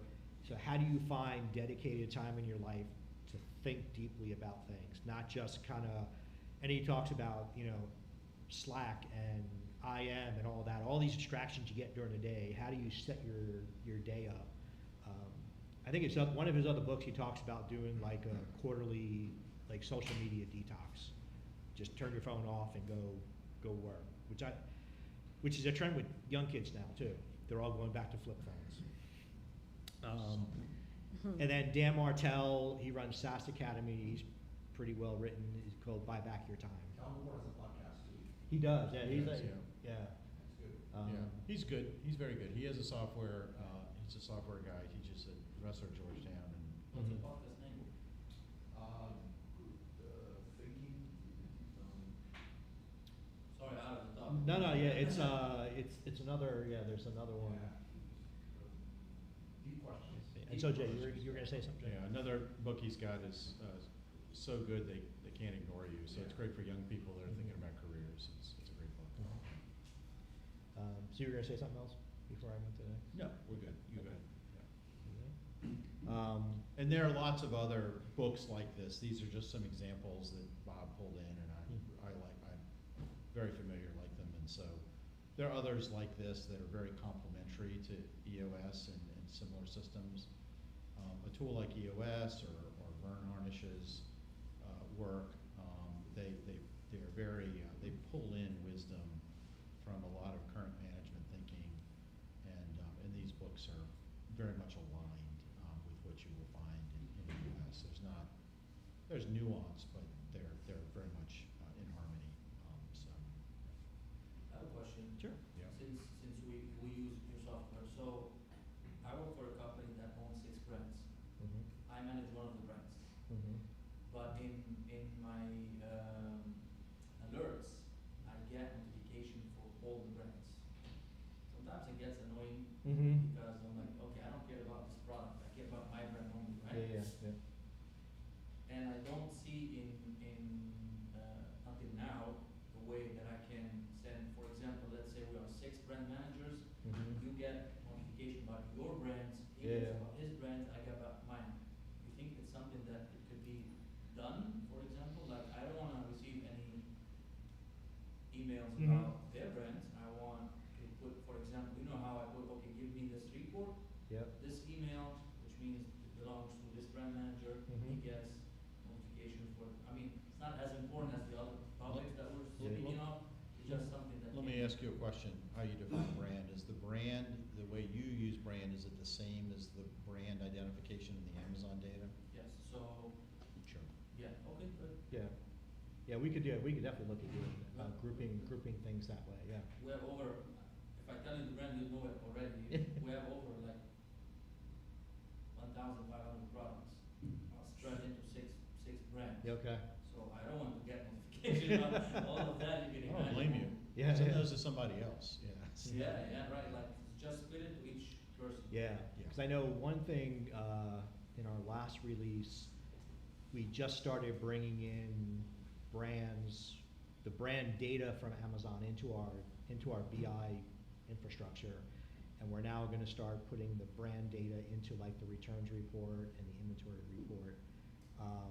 So you, at the very least, you'll be able to filter and sort based on those. I'll have to look at the alerts and see if there's a way we can do that with alerts too. We're just starting to look at that, because the first step we did was bring all the data in. So now that we're bringing brand and category in. So if we bring that in, we'll start seeing that through a couple of our reports. Yeah, there's definitely a way to do it, it's just a question of whether we do it, the timing, but your use case is reasonable, and it seems worthy of supporting, so, yeah. Thank you. And so the QR code above, scan that. We've got a page, got a coupon code for free trial if you want to do that. We've also got some downloadable content on a couple of the topics that we talked about today. You can go on there, download that free content, get some more information. So we'd love to have you reach out, talk some more. It's been great. Been an awesome over an hour and a half. It was good. Yeah. So maybe, I don't know if Carlos would ever have us back, but, we'll see. So we went over our time. Good. All right, thank you all. We really Thank enjoyed you. it.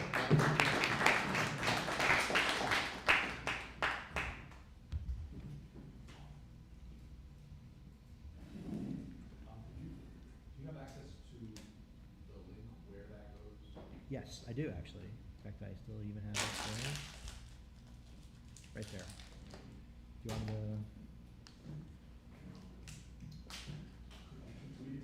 Yeah, ecomengine.com/demo/wizards.